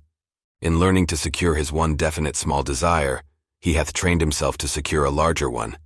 This is the process by which wealth is accumulated, first in small sums, then in larger ones as a man learns and becomes more capable. Desires must be simple and definite. They defeat their own purpose should they be too many, too confusing, or beyond a man's training to accomplish. As a man perfecteth himself in his calling, even so doth his ability to earn increase. In those days when I was a humble scribe carving upon the clay for a few coppers each day, I observed that other workers did more than I and were paid more. Therefore did I determine that I would be exceeded by none. Nor did it take long for me to discover the reason for their greater success. More interest in my work, more concentration upon my task, more persistence in my effort, and behold, few men could carve more tablets in a day than I. With reasonable promptness my increased skill was rewarded, nor was it necessary for me to go 6 times to my master to request recognition. The more of wisdom we know, the more we may earn. That man who seeks to learn more of his craft shall be richly rewarded. If he is an artisan, he may seek to learn the methods and the tools of those most skillful in the same line. If he laboreth at the law or at healing, he may consult and exchange knowledge with others of his calling. If he be a merchant, he may continually seek better goods that can be purchased at lower prices. Always do the affairs of man change and improve, because keen-minded men seek greater skill that they may better serve those upon whose patronage they depend. Therefore, I urge all men to be in the front rank of progress and not to stand still, lest they be left behind. Many things come to make a man's life rich with gainful experiences. Such things as the following, a man must do if he respect himself. He must pay his debts with all the promptness within his power, not purchasing that for which he is unable to pay. He must take care of his family that they may think and speak well of him. He must make a will of record that, in case the gods call him, proper and honorable division of his property be accomplished. He must have compassion upon those who are injured and smitten by misfortune, and aid them within reasonable limits. He must do deeds of thoughtfulness to those dear to him. Thus, the seventh and last remedy for a lean purse is to cultivate thy own powers, to study and become wiser, to become more skillful, to so act as to respect thyself. Thereby shalt thou acquire confidence in thyself to achieve thy carefully considered desires. These then are the 7 cures for a lean purse which, out of the experience of a long and successful life, I do urge for all men who desire wealth. There is more gold in Babylon, my students, than thou dreamest of. There is abundance for all. Go thou forth and practice these truths that thou mayest prosper and grow wealthy as is thy right. Go thou forth and teach these truths that every honorable subject of His Majesty may also share liberally in the ample wealth of our beloved city. Meet the goddess of good luck. If a man be lucky, there is no foretelling the possible extent of his good fortune. Pitch him into the Euphrates, and like as not he will swim out with a pearl in his hand. Babylonian proverb. The desire to be lucky is universal. It was just as strong in the breasts of men 4,000 years ago in ancient Babylon as it is in the hearts of men today. We all hope to be favored by the whimsical goddess of good luck. Is there some way we can meet her and attract not only her favorable attention, but her generous favors? Is there a way to attract good luck? That is just what the men of ancient Babylon wished to know. It is exactly what they decided to find out. They were shrewd men and keen thinkers. That explains why their city became the richest and most powerful city of their time. In that distant past, they had no schools or colleges. Nevertheless, they had a center of learning, and a very practical one it was. Among the towered buildings in Babylon was one that ranked in importance with the palace of the king, the hanging gardens, and the temples of the gods. You will find scant mention of it in the history books, more likely no mention at all, yet it exerted a powerful influence upon the thought of that time. This building was the temple of learning, where the wisdom of the past was expounded by voluntary teachers, and where subjects of popular interest were discussed in open forums. Within its walls all men met as equals. The humblest of slaves could dispute with impunity the opinions of a prince of the royal house. Among the many who frequented the temple of learning was a wise rich man named Arcad, called the richest man in Babylon. He had his own special hall where almost any evening a large group of men, some old, some very young, but mostly middle-aged, gathered to discuss and argue interesting subjects. Suppose we listen in to see whether they knew how to attract good luck. The sun had just set like a great red ball of fire shining through the haze of desert dust when Arcad strolled to his accustomed platform. Already full 80 men were awaiting his arrival, reclining on their small rugs spread upon the floor. More were still arriving. "What shall we discuss this night?" Arcad inquired. After a brief hesitation, a tall cloth weaver addressed him, arising as was the custom. "I have a subject I would like to hear discussed, yet hesitate to offer lest it seem ridiculous to you, Arcad, and my good friends here." Upon being urged to offer it, both by Arcad and by calls from the others, he continued, "This day I have been lucky, for I have found a purse in which there are pieces of gold. To continue to be lucky is my great desire. Feeling that all men share with me this desire, I do suggest we debate how to attract good luck, that we may discover ways it can be enticed to one." "A most interesting subject has been offered," Arcad commented. "One most worthy of our discussion. To some men, good luck bespeaks but a chance happening that, like an accident, may befall one without purpose or reason. Others do believe that the instigator of all good fortune is our most bounteous goddess, Ashtar, ever anxious to reward with generous gifts those who please her. Speak up, my friends. What say you? Shall we seek to find if there be means by which good luck may be enticed to visit each and all of us?" "Yea, yea, and much of it," responded the growing group of eager listeners.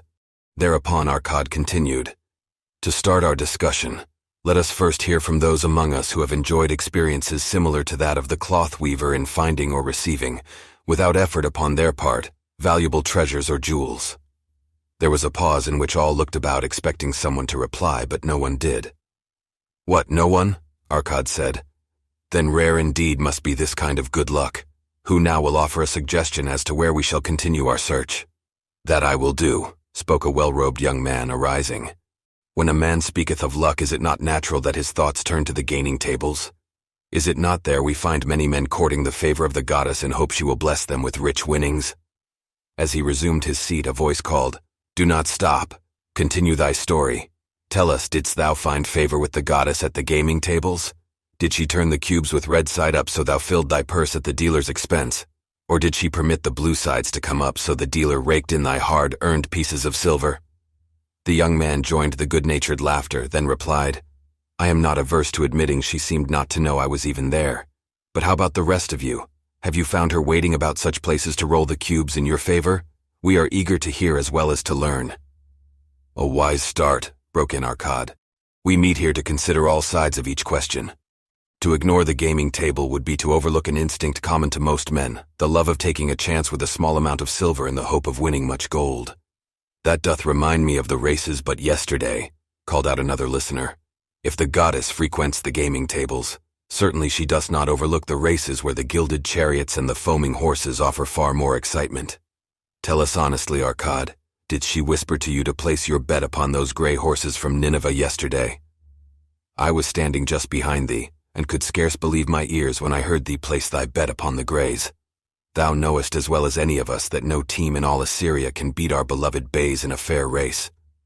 Did the goddess whisper in thy ear to bet upon the grays because at the last turn the inside black would stumble and so interfere with our bays that the grays would win the race and score an unearned victory?" Arcad smiled indulgently at the banter. "What reason have we to feel the good goddess would take that much interest in any man's bet upon a horse race? To me she is a goddess of love and dignity whose pleasure it is to aid those who are in need and to reward those who are deserving. I look to find her not at the gaming tables or the races where men lose more gold than they win, but in other places where the doings of men are more worthwhile and more worthy of reward. In tilling the soil, in honest trading, in all of man's occupations, there is opportunity to make a profit upon his efforts and his transactions.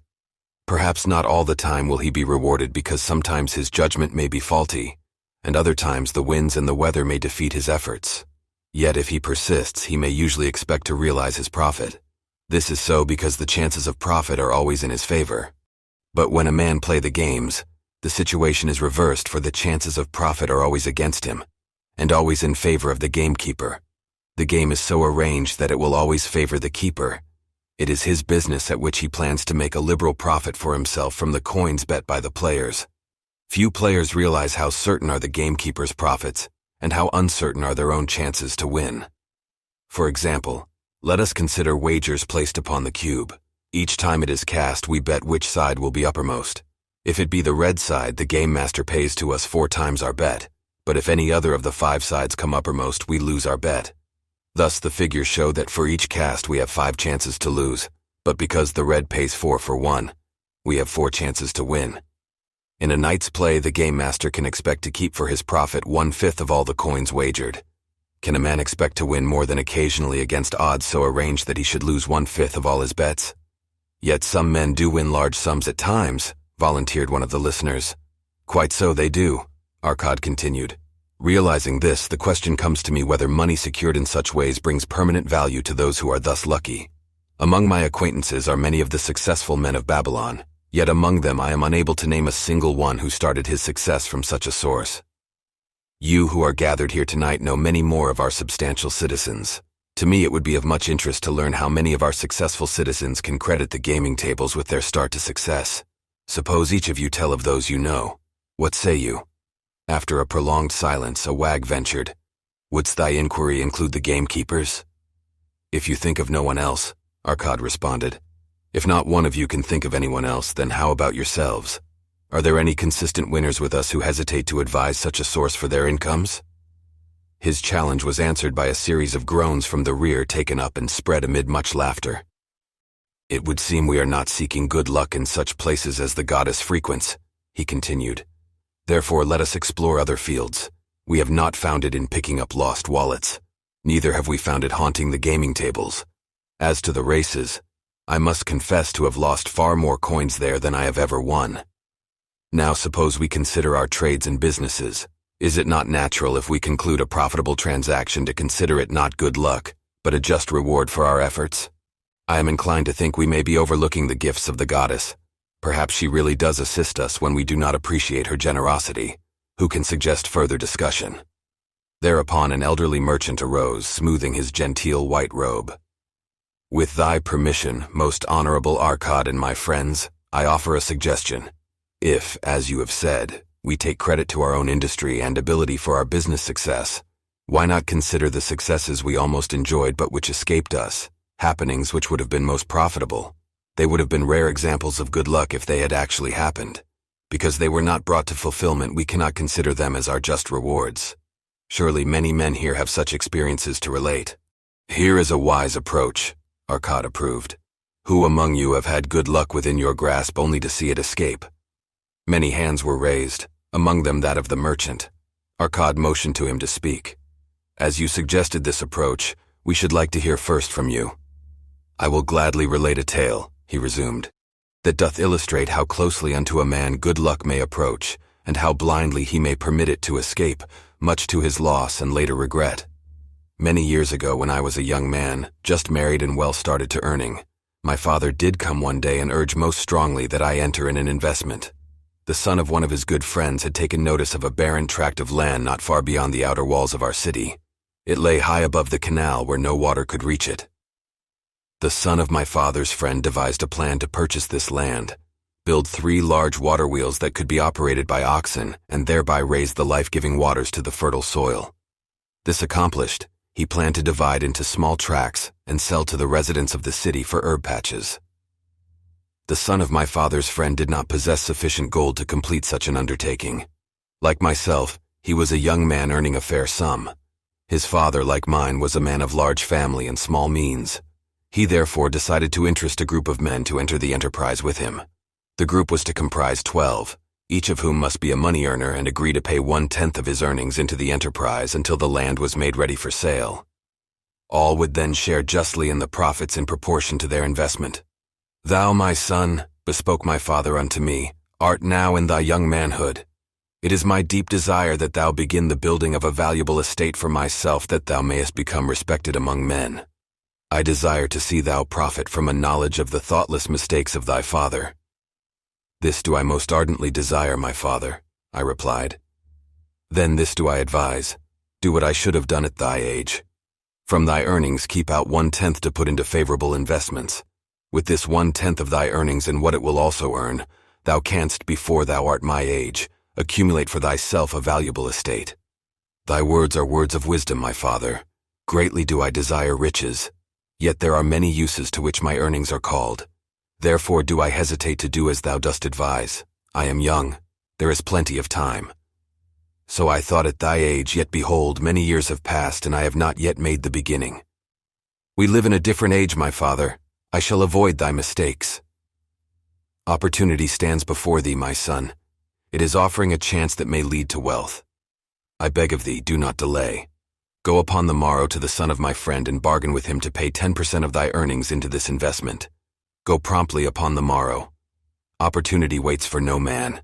Today it is here, soon it is gone. Therefore delay not." In spite of the advice of my father, I did hesitate. There were beautiful new robes just brought by the tradesmen from the east, robes of such richness and beauty my good wife and I felt we must each possess one. Should I agree to pay 1/10 of my earnings into the enterprise, we must deprive ourselves of these and other pleasures we dearly desired. I delayed making a decision until it was too late, much to my subsequent regret. The enterprise did prove to be more profitable than any man had prophesied. This is my tale, showing how I did permit good luck to escape. "In this tale we see how good luck waits to come to that man who accepts opportunity," commented a swarthy man of the desert. "To the building of an estate there must always be the beginning. That start may be a few pieces of gold or silver which a man diverts from his earnings to his first investment. I myself am the owner of many herds. The start of my herds I did begin when I was a mere boy and did purchase with 1 piece of silver a young calf. This, being the beginning of my wealth, was of great importance to me. To take his first start to building an estate is as good luck as can come to any man. With all men, that first step, which changes them from men who earn from their own labor to men who draw dividends from the earnings of their gold, is important. Some, fortunately, take it when young, and thereby outstrip in financial success those who do take it later, or those unfortunate men like the father of this merchant, who never take it. Had our friend the merchant taken this step in his early manhood when this opportunity came to him, this day he would be blessed with much more of this world's goods. Should the good luck of our friend, the cloth weaver, cause him to take such a step at this time, it will indeed be but the beginning of much greater good fortune. Thank you. I like to speak also. A stranger from another country arose. I am a Syrian. Not so well do I speak your tongue. I wish to call this friend the merchant a name. Maybe you think it not polite, this name. Yet I wish to call him that, but alas, I not know your word for it. If I do call it in Syrian, you will not understand. Therefore, please, some good gentleman, tell me that right name you call man who puts off doing those things that mighty good for him. Procrastinator, called a voice. That's him, shouted the Syrian, waving his hands excitedly. He accepts not opportunity when she comes, he waits. He says I have much business right now. By and by I talk to you. Opportunity, she will not wait for such slow fellow. She thinks if a man desires to be lucky, he will step quick. Any man not step quick when opportunity comes. He big procrastinator like our friend this merchant. The merchant arose and bowed good-naturedly in response to the laughter. My admiration to thee, stranger within our gates, who hesitates not to speak the truth. And now let us hear another tale of opportunity. Who has for us another experience? Demanded Arcad. I have, responded a red-robed man of middle age. I am a buyer of animals, mostly camels and horses. Sometimes I do also buy the sheep and goats. The tale I am about to relate will tell truthfully how opportunity came one night when I did least expect it. Perhaps for this reason I did let it escape. Of this you shall be the judge. Returning to the city one evening after a disheartening 10 days' journey in search of camels, I was much angered to find the gates of the city closed and locked. While my slaves spread our tent for the night, which we looked to spend with little food and no eye water, I was approached by an elderly farmer who, like ourselves, found himself locked outside. Honored sir, he addressed me, from thy appearance I do judge thee to be a buyer. If this be so, much would I like to sell to thee the most excellent flock of sheep just driven up. Alas, my good wife lies very sick with the fever. I must return with all haste. Buy thou my sheep that I and my slaves may mount our camels and travel back without delay. So dark it was that I could not see his flock, but from the bleating I did know it must be large. Having wasted 10 days searching for camels I could not find, I was glad to bargain with him. In his anxiety, he did set a most reasonable price. I accepted, well knowing my slaves could drive the flock through the city gates in the morning and sell at a substantial profit. The bargain concluded, I called my slaves to bring torches that we might count the flock, which the farmer declared to contain 900. I shall not burden you, my friends, with a description of our difficulty in attempting to count so many thirsty, restless, milling sheep. It proved to be an impossible task. Therefore, I bluntly informed the farmer I would count them at daylight and pay him then. Please, most honorable sir, he pleaded, pay me but 2/3 of the price tonight that I may be on my way. I will leave my most intelligent and educated slave to assist to make the count in the morning. He is trustworthy, and to him thou canst pay the balance. But I was stubborn and refused to make payment that night.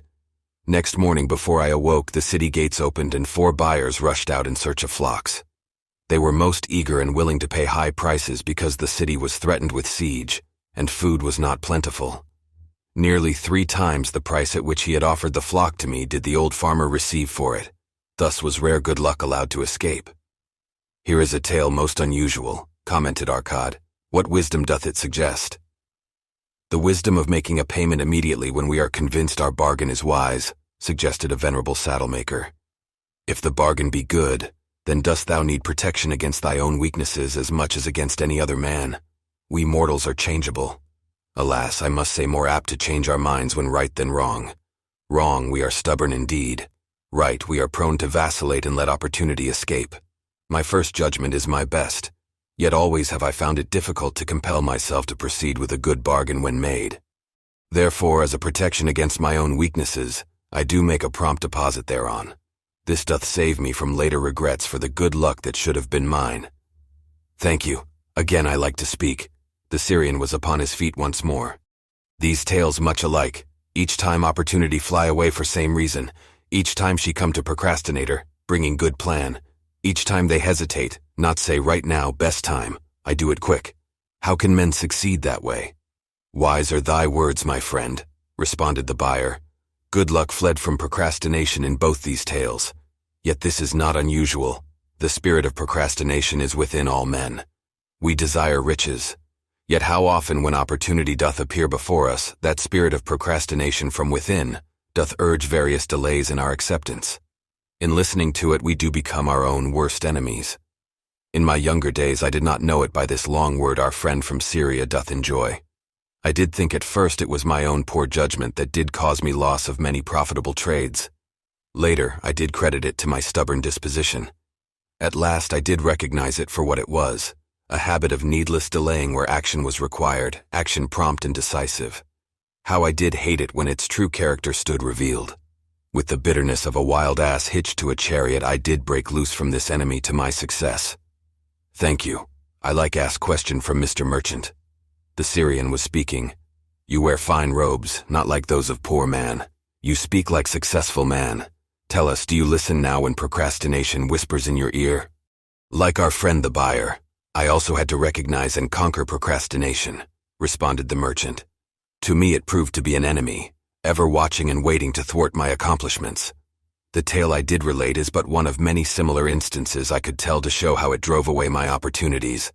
'Tis not difficult to conquer once understood. No man willingly permits the thief to rob his bins of grain, nor does any man willingly permit an enemy to drive away his customers and rob him of his profits. When once I did recognize that such acts as these my enemy was committing, with determination I conquered him. So must every man master his own spirit of procrastination before he can expect to share in the rich treasures of Babylon. What sayest, Arcad? Because thou art the richest man in Babylon, many do proclaim thee to be the luckiest. Dost agree with me that no man can arrive at a full measure of success until he hath completely crushed the spirit of procrastination within him? It is even as thou sayest, Arcad admitted. During my long life I have watched generation following generation, marching forward along those avenues of trade, science, and learning that lead to success in life. Opportunities came to all these men.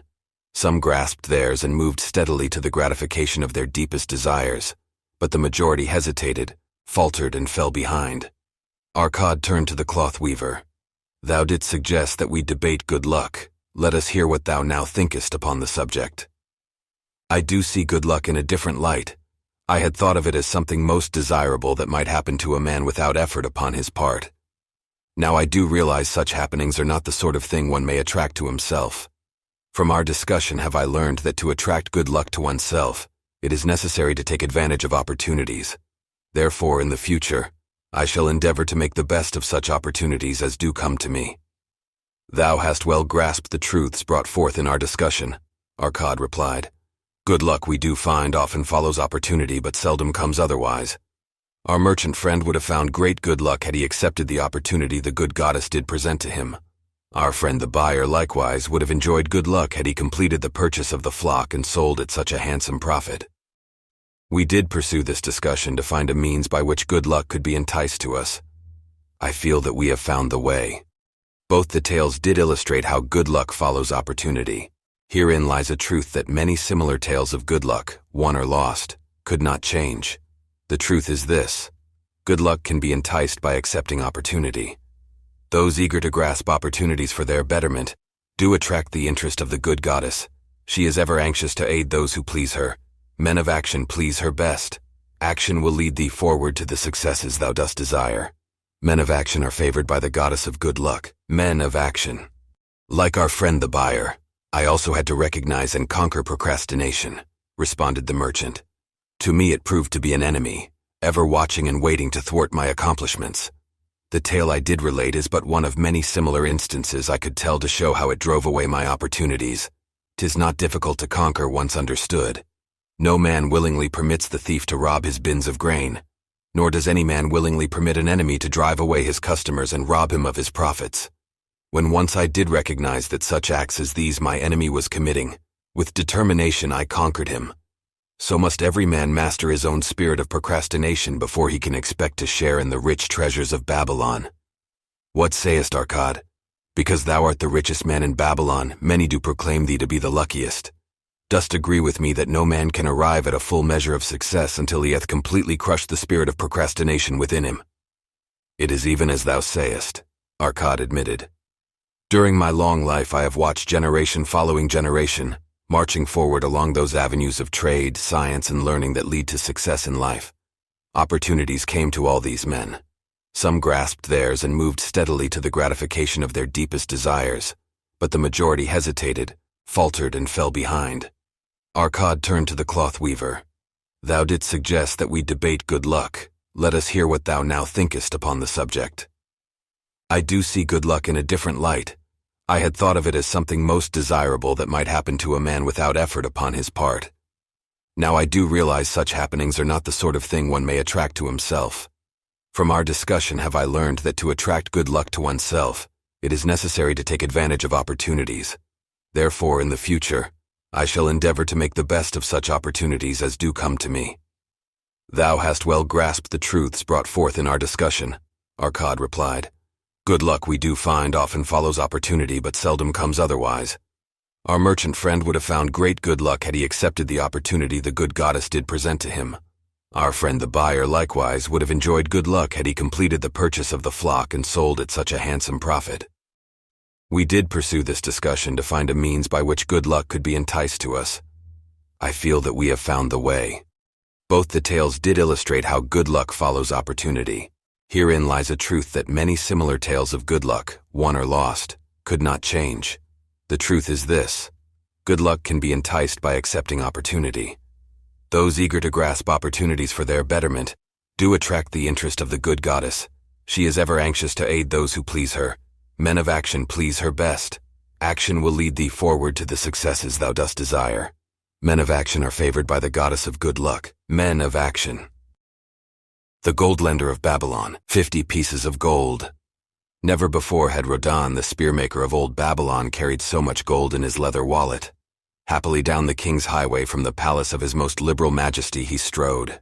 Cheerfully the gold clinked as the wallet at his belt swayed with each step, the sweetest music he had ever heard. 50 pieces of gold, all his. He could hardly realize his good fortune. What power in those clinking discs! They could purchase anything he wanted: a grand house, land, cattle, camels, horses, chariots, whatever he might desire. What use should he make of it? This evening, as he turned into a side street towards the home of his sister, he could think of nothing he would rather possess than those same glittering, heavy pieces of gold, his to keep. It was upon an evening some days later that a perplexed Rodan entered the shop of Mathon, the lender of gold and dealer in jewels and rare fabrics. Glancing neither to the right nor the left at the colorful articles artfully displayed, he passed through to the living quarters at the rear. Here he found the genteel Mathon lounging upon a rug partaking of a meal served by a black slave. "I would counsel with thee, for I know not what to do." Rodan stood stolidly, feet apart, hairy breast exposed by the gaping front of his leather jacket. Mathon's narrow, sallow face smiled a friendly greeting. "What indiscretions hast thou done that thou shouldst seek the lender of gold? Hast been unlucky at the gaming table? Or hath some plump dame entangled thee? For many years have I known thee, yet never hast thou sought me to aid thee in thy troubles. No, no, not such as that. I seek no gold. Instead I crave thy wise advice. Hear what this man doth say. No one comes to the lender of gold for advice. My ears must play me false. They listen true. Can this be so? Rodan, the spearmaker, doth display more cunning than all the rest, for he comes to Maton, not for gold, but for advice. Many men come to me for gold to pay for their follies, but as for advice they want it not. Yet who is more able to advise than the lender of gold to whom many men come in trouble? Thou shalt eat with me, Rodan, he continued. Thou shalt be my guest for the evening. Andal, he commanded of the black slave. Draw up a rag for my friend Rodan, the spearmaker, who comes for advice. He shall be mine honored guest. Bring to him much food and get for him my largest cup. Choose well of the best wine that he may have satisfaction in the drinking. Now tell me what troubles thee. It is the king's gift. The king's gift. The king did make thee a gift, and it gives thee trouble. What manner of gift? Because he was much pleased with the design I did submit to him for a new point on the spears of the royal guard, he did present me with 50 pieces of gold, and now I am much perplexed. I am beseeched each hour the sun doth travel across the sky by those who would share it with me. That is natural. More men want gold than have it, and would wish one who comes by it easily to divide. But can you not say, no? Is thy will not as strong as thy fist? To many I can say no, yet sometimes it would be easier to say yes. Can one refuse to share with one's sister to whom he is deeply devoted? Surely thy own sister would not wish to deprive thee of enjoying thy reward. But it is for the sake of Araman, her husband, whom she wishes to see a rich merchant. She does feel that he has never had a chance, and she beseeches me to loan to him this gold that he may become a prosperous merchant and repay me from his profits. My friend, resumed Maton, 'tis a worthy subject thou bringest to discuss. Gold bringeth unto its possessor responsibility and a changed position with his fellow men. It bringeth fear lest he lose it or it be tricked away from him. It bringeth a feeling of power and ability to do good. Likewise it bring opportunities whereby his very good intentions may bring him into difficulties. Did ever hear of the farmer of Nineveh who could understand the language of animals? I wot not, for 'tis not the kind of tale men like to tell over the bronze caster's forge. I will tell it to thee, for thou shouldst know that to borrowing and lending there is more than the passing of gold from the hands of one to the hands of another. This farmer, who could understand what the animals said to each other, did linger in the farmyard each evening just to listen to their words. One evening he did hear the ox bemoaning to the ass the hardness of his lot. I do labor pulling the plow from morning until night, no matter how 87 hot the day, or how tired my legs, or how the bow doth chafe my neck, still must I work. But you are a creature of leisure. You are trapped with a colorful blanket and do nothing more than carry our master about where he wishes to go. When he goes nowhere, you do rest and eat the green grass all the day. Now the ass, in spite of his vicious heels, was a goodly fellow and sympathized with the ox. My good friend, he replied, you do work very hard and I would help ease your lot. Therefore will I tell you how you may have a day of rest. In the morning when the slave comes to fetch you to the plow, lie upon the ground and bellow much that he may say you are sick and cannot work. So the ox took the advice of the ass, and the next morning the slave returned to the farmer and told him the ox was sick and could not pull the plow. Then, said the farmer, hitch the ass to the plow, for the plowing must go on. All that day the ass, who had only intended to help his friend, found himself compelled to do the ox's task. When night came and he was released from the plow, his heart was bitter, and his legs were weary, and his neck was sore where the bow had chafed it. The farmer lingered in the barnyard to listen. The ox began first. You are my good friend. Because of your wise advice I have enjoyed a day of rest. And I, retorted the ass, am like many another simple-hearted one who starts to help a friend and ends up by doing his task for him. Hereafter you draw your own plow, for I did hear the master tell the slave to send for the butcher. Were you sick again? I wish he would, for you are a lazy fellow. Thereafter they spoke to each other no more. This ended their friendship. Canst thou tell the moral to this tale, Rodan? 'Tis a good tale, responded Rodan, but I see not the moral. I thought not that you would, but it is there and simple too, just this. If you desire to help thy friend, do so in a way that will not bring thy friend's burdens upon thyself. I had not thought of that. It is a wise moral. I wish not to assume the burdens of my sister's husband. But tell me, you lend to many. Do not the borrowers repay? Maton smiled the smile of one whose soul is rich with much experience. Could a loan be well made if the borrower cannot repay? Must not the lender be wise and judge carefully whether his gold can perform a useful purpose to the borrower and return to him once more? Or whether it will be wasted by one unable to use it wisely and leave him without his treasure, and leave the borrower with a debt he cannot repay? I will show to thee the tokens in my token chest and let them tell thee some of their stories. Into the room he brought a chest as long as his arm, covered with red pigskin and ornamented with bronze designs. He placed it upon the floor and squatted before it, both hands upon the lid. From each person to whom I lend, I do exact a token for my token chest, to remain there until the loan is repaid. When they repay, I give back, but if they never repay, it will always remind me of one who was not faithful to my confidence. The safest loans, my token box tells me, are to those whose possessions are of more value than the one they desire. They own lands, or jewels, or camels, or other things which could be sold to repay the loan. Some of the tokens given to me are jewels of more value than the loan. Others are promises that if the loan be not repaid as agreed, they will deliver to me certain property settlement. On loans like those, I am assured that my gold will be returned with the rental thereon, for the loan is based on property. In another class are those who have the capacity to earn. They are such as you, who labor or serve and are paid. They have income, and if they are honest and suffer no misfortune, I know that they also can repay the gold I loaned them and the rental to which I am entitled. Such loans are based on human effort. Others are those who have neither property nor assured earning capacity. Life is hard, and there will always be some who cannot adjust themselves to it. Alas for the loans I make them, even though they be no larger than a pence. My token box may censure me in the years to come unless they be guaranteed by good friends of the borrower who know him honorable. Mathon released the clasp and opened the lid. Rodin leaned forward eagerly.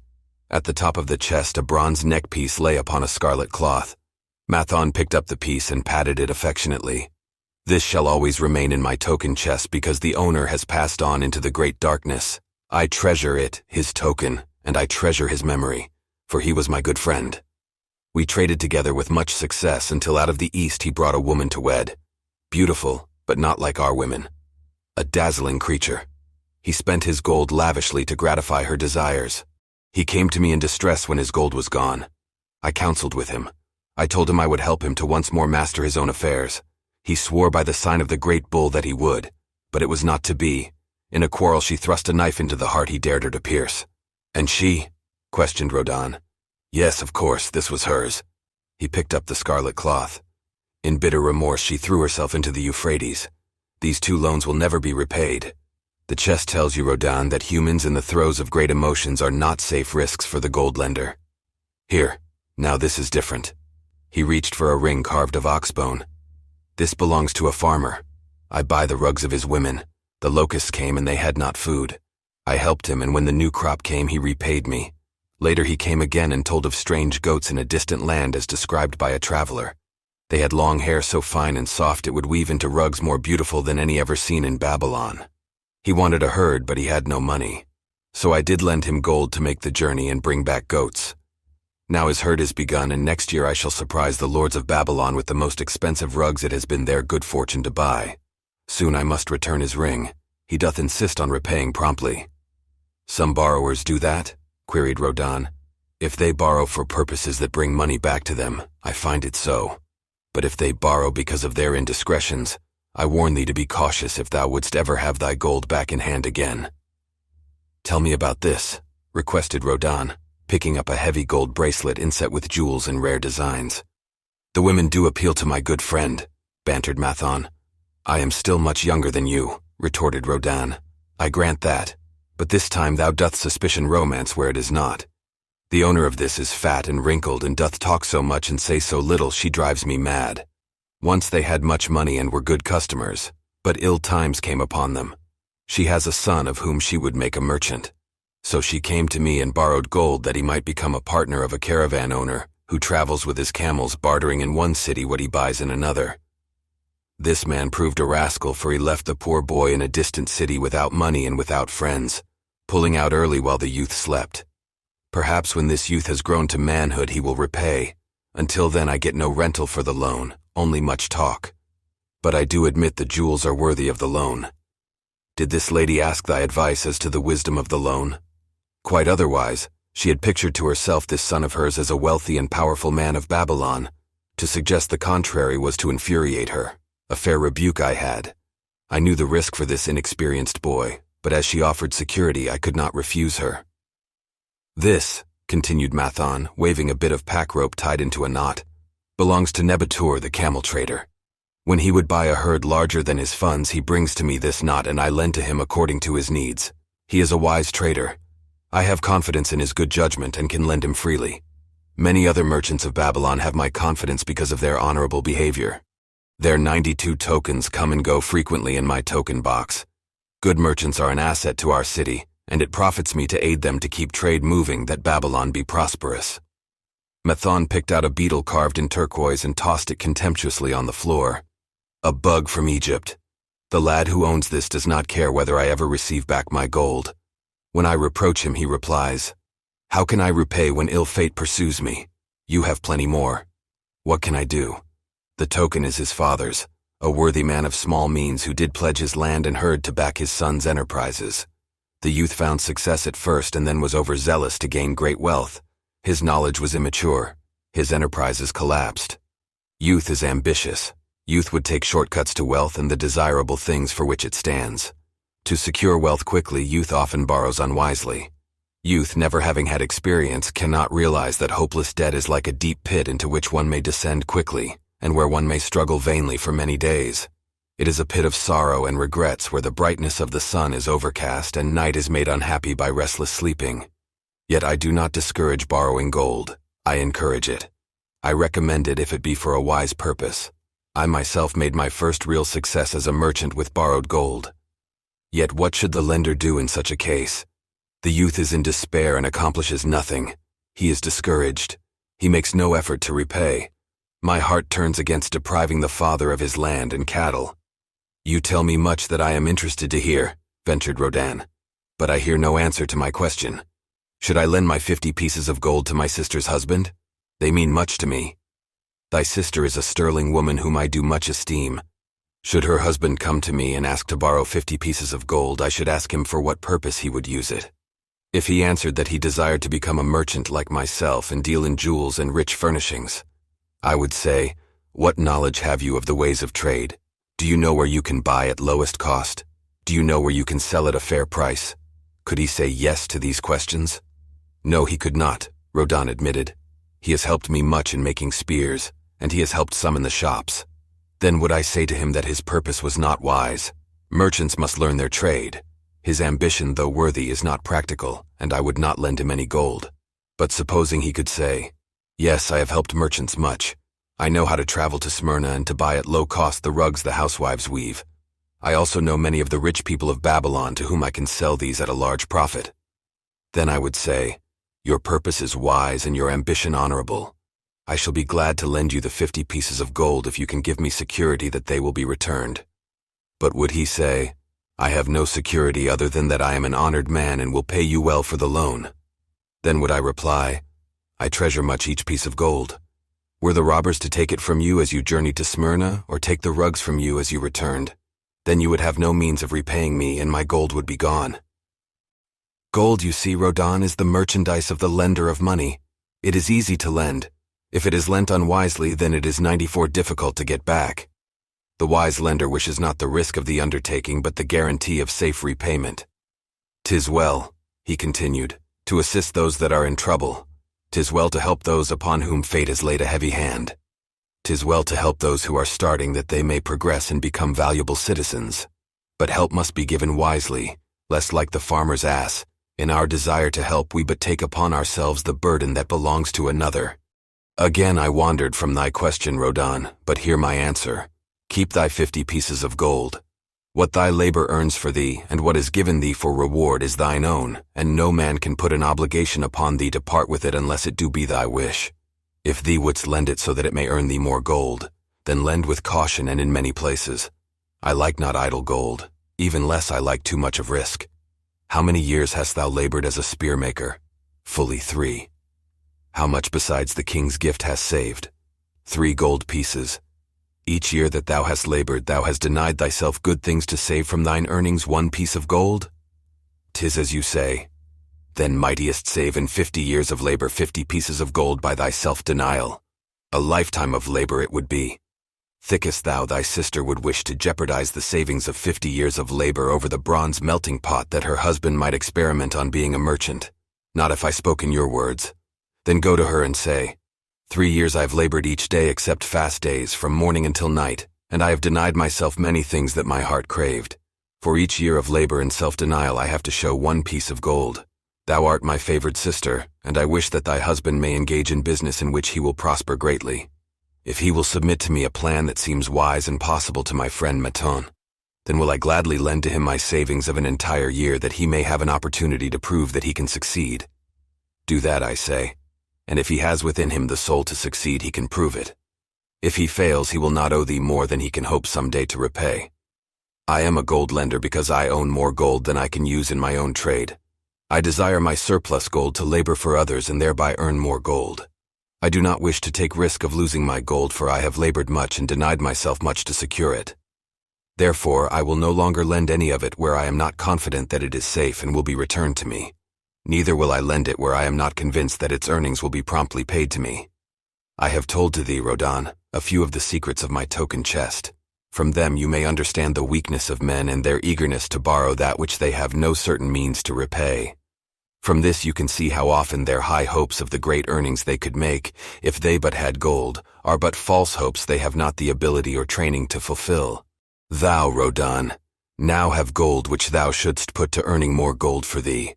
Thou art about to become even as I, a gold lender. If thou dost safely preserve thy treasure, it will produce liberal earnings for thee, and be a rich source of pleasure and profit during all thy days. But if thou dost let it escape from thee, it will be a source of constant sorrow and regret as long as thy memory doth last. What desirest thou most of this gold in thy wallet? To keep it safe. Wisely spoken, replied Mathon approvingly. Thy first desire is for safety. Thinkest thou that in the custody of thy sister's husband it would be truly safe from possible loss? I fear not, for he is not wise in guarding gold. Then be not swayed by foolish sentiments of obligation to trust thy treasure to any person. If thou wouldst help thy family or thy friends, find other ways than risking the loss of thy treasure. Forget not that gold slippeth away in unexpected ways from those unskilled in guarding it. As well waste thy treasure in extravagance as let others lose it for thee. What next after safety dost desire of this treasure of thine? That it earn more gold. Again thou speakest with wisdom. It should be made to earn and grow larger. Gold wisely lent may even double itself with its earnings before a man like you groweth old. If you risk losing it, you risk losing all that it would earn as well.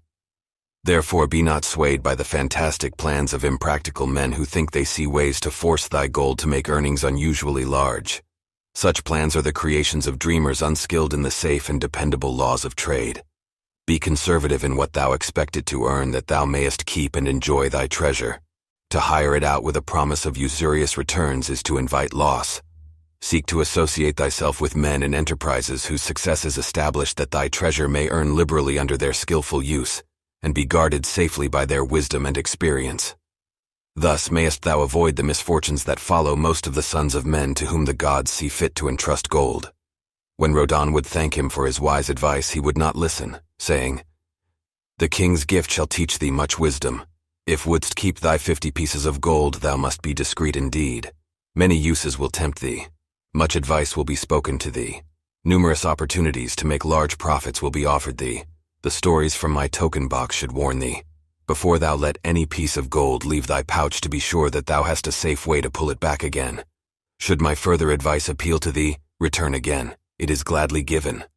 Ere thou goest, read this which I have carved beneath the lid of my token box. It applies equally to the borrower and the lender. Better a little caution than a great regret. The walls of Babylon. Old Banzar, grim warrior of another day, stood guard at the passageway leading to the top of the ancient walls of Babylon. Up above, valiant defenders were battling to hold the walls. Upon them depended the future existence of this great city with its hundreds of thousands of citizens. Over the walls came the roar of the attacking armies, the yelling of many men, the trampling of thousands of horses, the deafening boom of the battering rams pounding the bronzed gates. In the street behind the gate lounged the spearmen, waiting to defend the entrance should the gates give way. They were but few for the task. The main armies of Babylon were with their king, far away in the east on the great expedition against the Elamites. No attack upon the city having been anticipated during their absence, the defending forces were small. Unexpectedly from the north bore down the mighty armies of the Assyrians. And now the walls must hold or Babylon was doomed. About Banzar were great crowds of citizens, white-faced and terrified, eagerly seeking news of the battle. With hushed awe they viewed the stream of wounded and dead being carried or led out of the passageway. Here was the crucial point of attack. After 3 days of circling about the city, the enemy had suddenly thrown his great strength against this section and this gate. The defenders from the top of the wall fought off the climbing platforms and the scaling ladders of the attackers with arrows, burning oil, and if any reached the top, spears. Against the defenders, thousands of the enemy's archers poured a deadly barrage of arrows. Old Banzar had the vantage point for news. He was closest to the conflict and first to hear of each fresh repulse of the frenzied attackers. An elderly merchant crowded close to him, his palsied hands quivering. Tell me, he pleaded. They cannot get in. My sons are with the good king. There is no one to protect my old wife. My goods they will steal all. My food they will leave nothing. We are old, too old to defend ourselves, too old for slaves. We shall starve. We shall die. Tell me they cannot get in. Calm thyself, good merchant, the guard responded. The walls of Babylon are strong. Go back to the bazaar and tell your wife that the walls will protect you and all of your possessions as safely as they protect the rich treasures of the king. Keep close to the walls, lest the arrows flying over strike you. Old Banzar, grim warrior of another day, stood guard at the passageway leading to the top of the ancient walls of Babylon. Up above, valiant defenders were battling to hold the walls. Upon them depended the future existence of this great city with its hundreds of thousands of citizens. Over the walls came the roar of the attacking armies, the yelling of many men, the trampling of thousands of horses, the deafening boom of the battering rams pounding the bronzed gates. In the street behind the gate lounged the spearmen, waiting to defend the entrance should the gates give way. They were but few for the task. The main armies of Babylon were with their king, far away in the east on the great expedition against the Elamites. No attack upon the city having been anticipated during their absence, the defending forces were small. Unexpectedly from the north bore down the mighty armies of the Assyrians, and now the walls must hold or Babylon was doomed. About Banzar were great crowds of citizens, white-faced and terrified, eagerly seeking news of the battle. With hushed awe they viewed the stream of wounded and dead being carried or led out of the passageway. Here was the crucial point of attack. After 3 days of circling about the city, the enemy had suddenly thrown his great strength against this section and this gate. The defenders from the top of the wall fought off the climbing platforms and the scaling ladders of the attackers with arrows, burning oil, and if any reached the top, spears. Against the defenders, thousands of the enemy's archers poured a deadly barrage of arrows. Old Banzar had the vantage point for news. He was closest to the conflict and first to hear of each fresh repulse of the frenzied attackers. An elderly merchant crowded close to him, his palsied hands quivering. Tell me, he pleaded. They cannot get in. My sons are with the good king. There is no one to protect my old wife. My goods they will steal all. My food they will leave nothing. We are old, too old to defend ourselves, too old for slaves. We shall starve, we shall die. Tell me they cannot get in. Calm thyself, good merchant, the guard responded. The walls of Babylon are strong. Go back to the bazaar and tell your wife that the walls will protect you and all of your possessions as safely as they protect the rich treasures of the king. Keep close to the walls, lest the arrows flying over strike you. A woman with a babe in arms took the old man's place as he withdrew. Sergeant, what news from the top? Tell me truly that I may reassure my poor husband. He lies with fever from his terrible wounds, yet insists upon his armor and his spear to protect me who am with child. Terrible, he says, will be the vengeful lust of our enemies should they break in. Be thou of good heart, thou mother that is, and is again to be, the walls of Babylon will protect you and your babes. They are high and strong. Hear ye not the yells of our valiant defenders as they empty the cauldrons of burning oil upon the ladder scalers? Yes, that do I hear, and also the roar of the battering rams that do hammer at our gates. Back to thy husband. Tell him the gates are strong and withstand the rams. Also that the scalers climb the walls but to receive the waiting spear thrust. Watch thy way and hasten behind you buildings. Banzar stepped aside to clear the passage for heavily armed reinforcements. As with clanking bronze shields and heavy tread they tramped by, a small girl plucked at his girdle. Tell me please, soldier, are we safe? She pleaded. I hear the awful noises. I see the men all bleeding. I am so frightened. What will become of our family, of my mother, little brother, and the baby? The grim old campaigner blinked his eyes and thrust forward his chin as he beheld the child. Be not afraid, little one, he reassured her. The walls of Babylon will protect you and mother and little brother and the baby. It was for the safety of such as you that the good Queen Semiramis built them over 100 years ago. Never have they been broken through. Go back and tell your mother and little brother and the baby that the walls of Babylon will protect them and they need have no fear. Day after day, old Banzar stood at his post and watched the reinforcements file up the passageway, there to stay and fight until wounded or dead they came down once more. Around him, unceasingly crowded the throngs of frightened citizens eagerly seeking to learn if the walls would hold. To all he gave his answer with the fine dignity of an old soldier. The walls of Babylon will protect you. For 3 weeks and 5 days the attack waged with scarcely ceasing violence. Harder and grimmer set the jaw of Banzar as the passage behind, wet with the blood of the many wounded, was churned into mud by the never-ceasing streams of men passing up and staggering down. Each day the slaughtered attackers piled up in heaps before the wall. Each night they were carried back and buried by their comrades. Upon the 5th night of the 4th week the clamor without diminished. The first streaks of daylight, illuminating the plains, disclosed great clouds of dust raised by the retreating armies. A mighty shout went up from the defenders. There was no mistaking its meaning. It was repeated by the waiting troops behind the walls. It was echoed by the citizens upon the streets. It swept over the city with the violence of a storm. People rushed from the houses. The streets were jammed with a throbbing mob. The pent-up fear of weeks found an outlet in the wild chorus of joy. From the top of the high tower of the Temple of Bel burst forth the flames of victory. Skyward floated the column of blue smoke to carry the message far and wide. The walls of Babylon had once again repulsed a mighty and viscous foe determined to loot her rich treasures and to ravish and enslave her citizens. Babylon endured century after century because it was fully protected. It could not afford to be otherwise. The walls of Babylon were an outstanding example of man's need and desire for protection. This desire is inherent in the human race. It is just as strong today as it ever was, but we have developed broader and better plans to accomplish the same purpose. In this day, behind the impregnable walls of insurance, savings accounts, and dependable investments, we can guard ourselves against the unexpected tragedies that may enter any door and seat themselves before any fireside. We cannot afford to be without adequate protection. The camel trader of Babylon. The hungrier one becomes, the clearer one's mind works. Also, the more sensitive one becomes to the odors of food. Tarkad, the son of Azure, certainly thought so. For 2 whole days he had tasted no food except 2 small figs purloined from over the wall of a garden. Not another could he grab before the angry woman rushed forth and chased him down the street. Her shrill cries were still ringing in his ears as he walked through the marketplace. They helped him to retrain his restless fingers from snatching the tempting fruits from the baskets of the market women. Never before had he realized how much food was brought to the markets of Babylon and how good it smelled. Leaving the market, he walked across to the inn and paced back and forth in front of the eating house. Perhaps here he might meet someone he knew, someone from whom he could borrow a copper that would gain him a smile from the unfriendly keeper of the inn, and, with it, a liberal helping. Without the copper, he knew all too well how unwelcome he would be. In his abstraction, he unexpectedly found himself face to face with the one man he wished most to avoid, the tall, bony figure of Dabasir, the camel trader. Of all the friends and others from whom he had borrowed small sums, Dabasir made him feel the most uncomfortable because of his failure to keep his promises to repay promptly.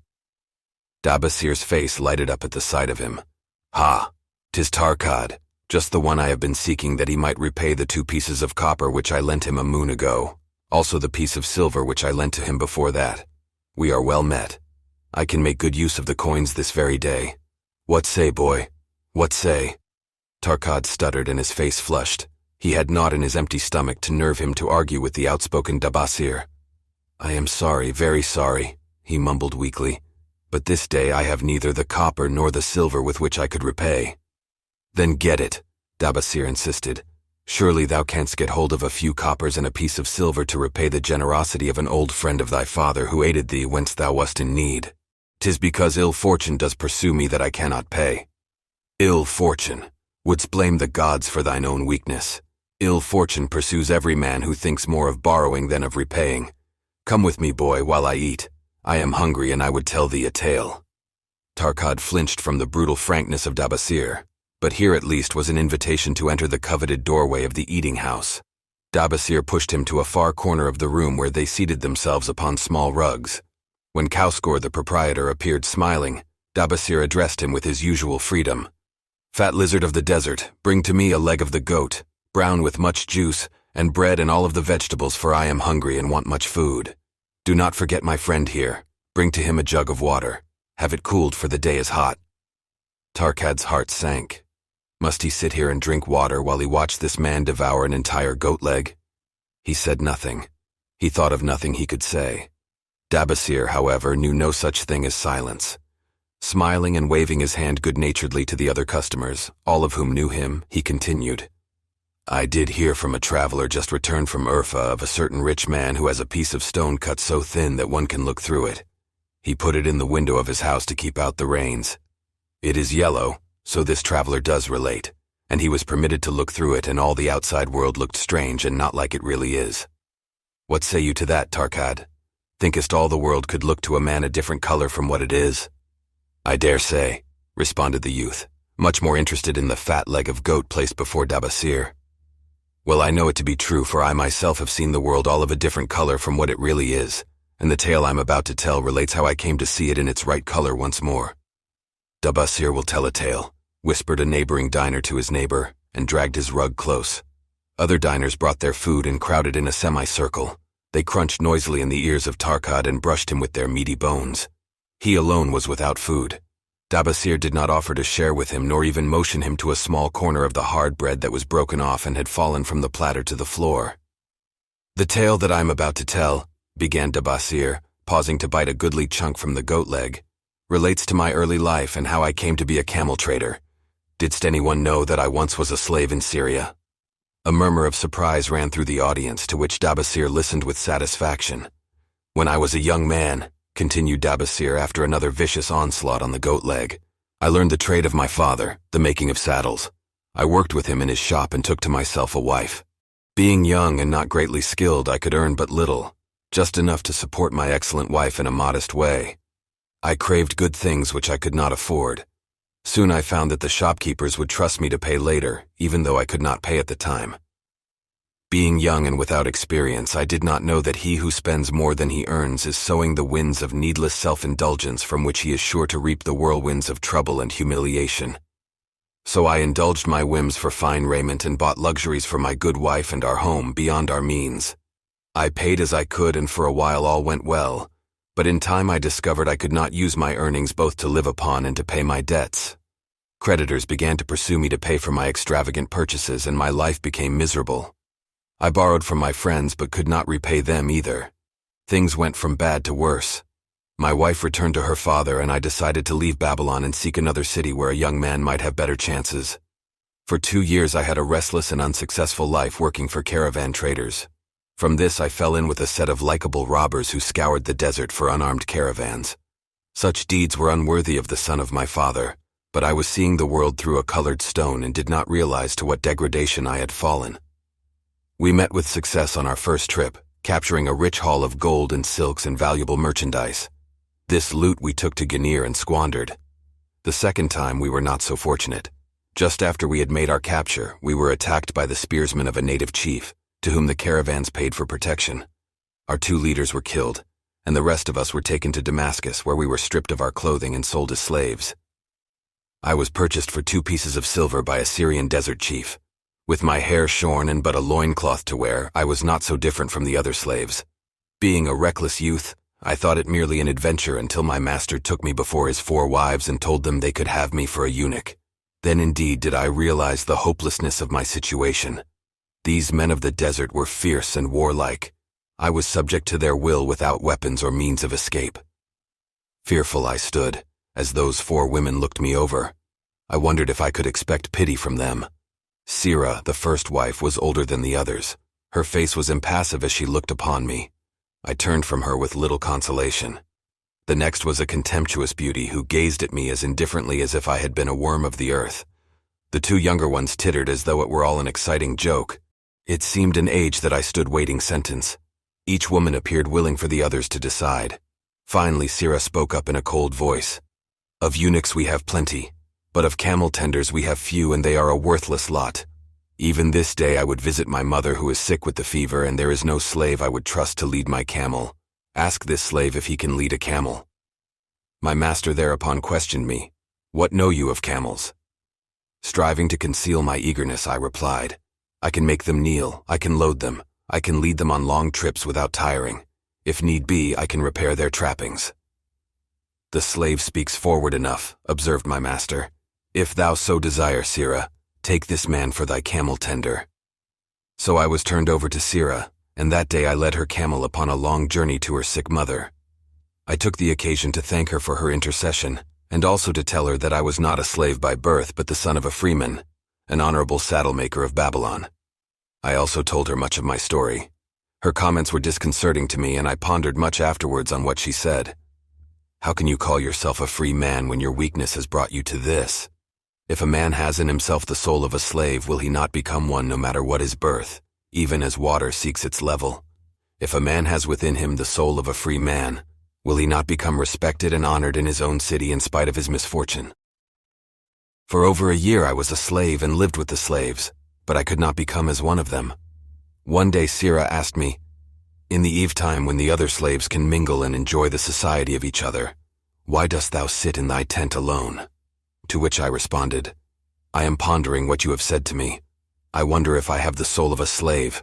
I cannot join them, so I must sit apart." "I too must sit apart," she confided.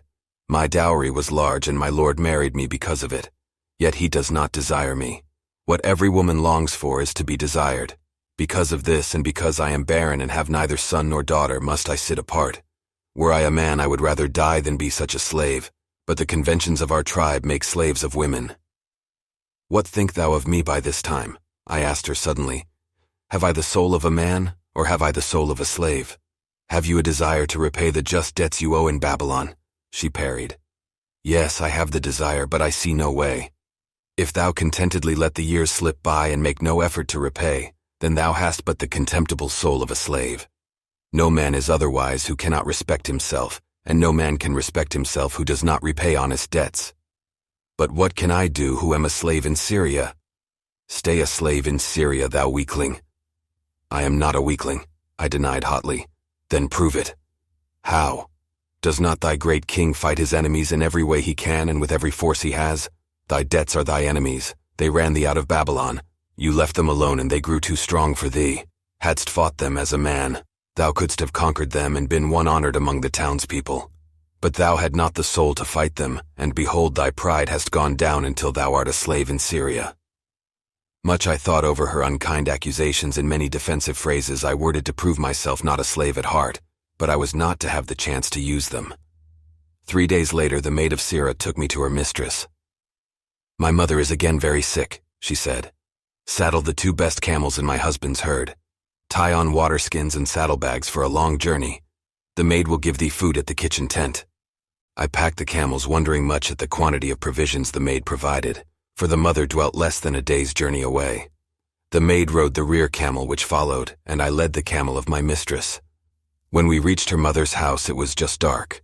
Sira dismissed the maid and said to me, "Dabasir, hast thou the soul of a free man or the soul of a slave?" "The soul of a free man," I insisted. "Now is thy chance to prove it. Thy master hath imbibed deeply and his chiefs are in a stupor. Take then these camels and make thy escape. Here in this bag is raiment of thy master's to disguise thee. I will say thou stole the camels and ran away while I visited my sick mother." "Thou hast the soul of a queen," I told her. "Much do I wish that I might lead thee to happiness." "Happiness," she responded, "awaits not the runaway wife who seeks it in far lands among strange people. Go thy own way, and may the gods of the desert protect thee, for the way is far and barren of food or water." I needed no further urging, but thanked her warmly and was away into the night. I knew not this strange country and had only a dim idea of the direction in which lay Babylon, but struck out bravely across the desert toward the hills. One camel I rode and the other I led. All that night I traveled and all the next day, urged on by the knowledge of the terrible fate that was meted out to slaves who stole their master's property and tried to escape. Late that afternoon I reached a rough country as uninhabitable as the desert.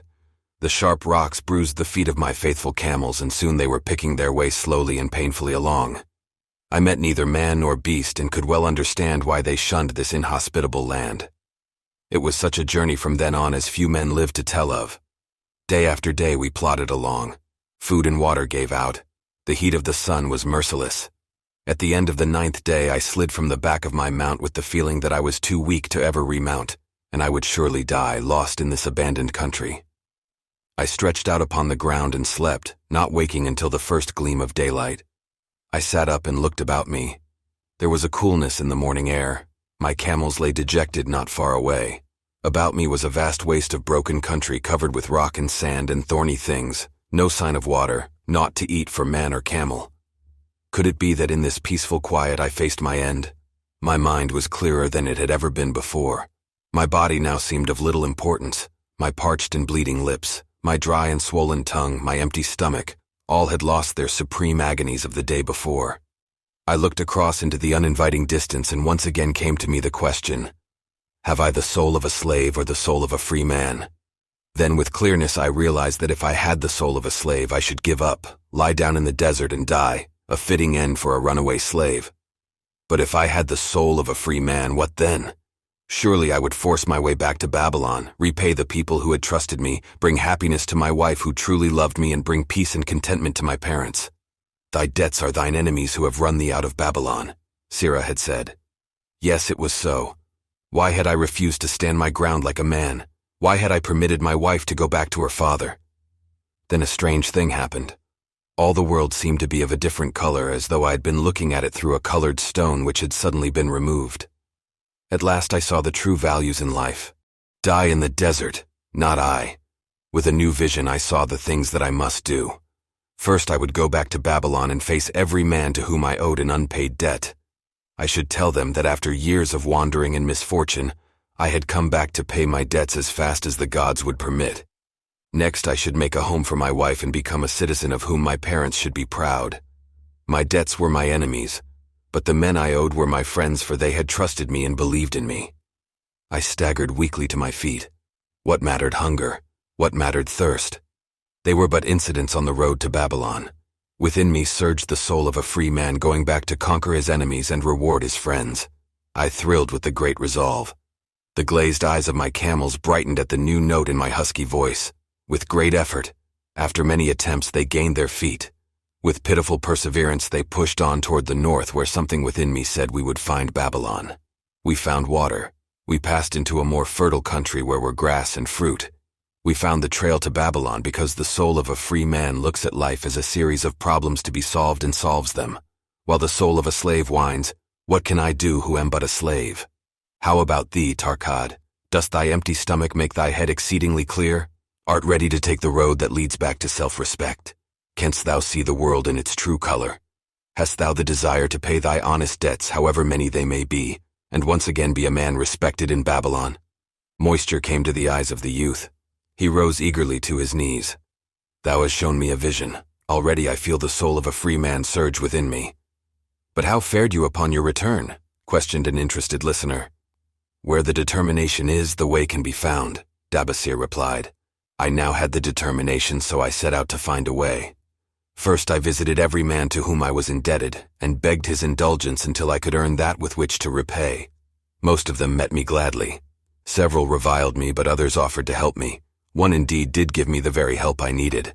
It was Mathon, the gold lender. Learning that I had been a camel tender in Syria, he sent me to old Nebatur, the camel trader, just commissioned by our good king to purchase many herds of sound camels for the great expedition.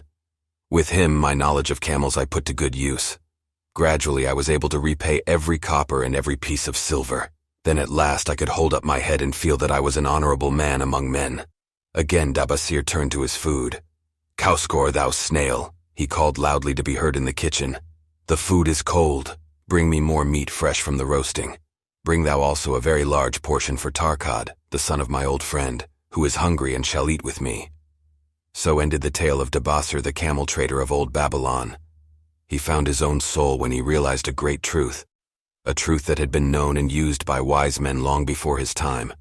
It has led men of all ages out of difficulties and into success, and it will continue to do so for those who have the wisdom to understand its magic power. It is for any man to use who reads these lines. Where the determination is, the way can be found. The end. I hope you enjoyed this audiobook, and please remember to subscribe to receive notifications of upcoming recordings. This recording is the production of Voice Versa Society, copyright 2023, Voice Versa Society.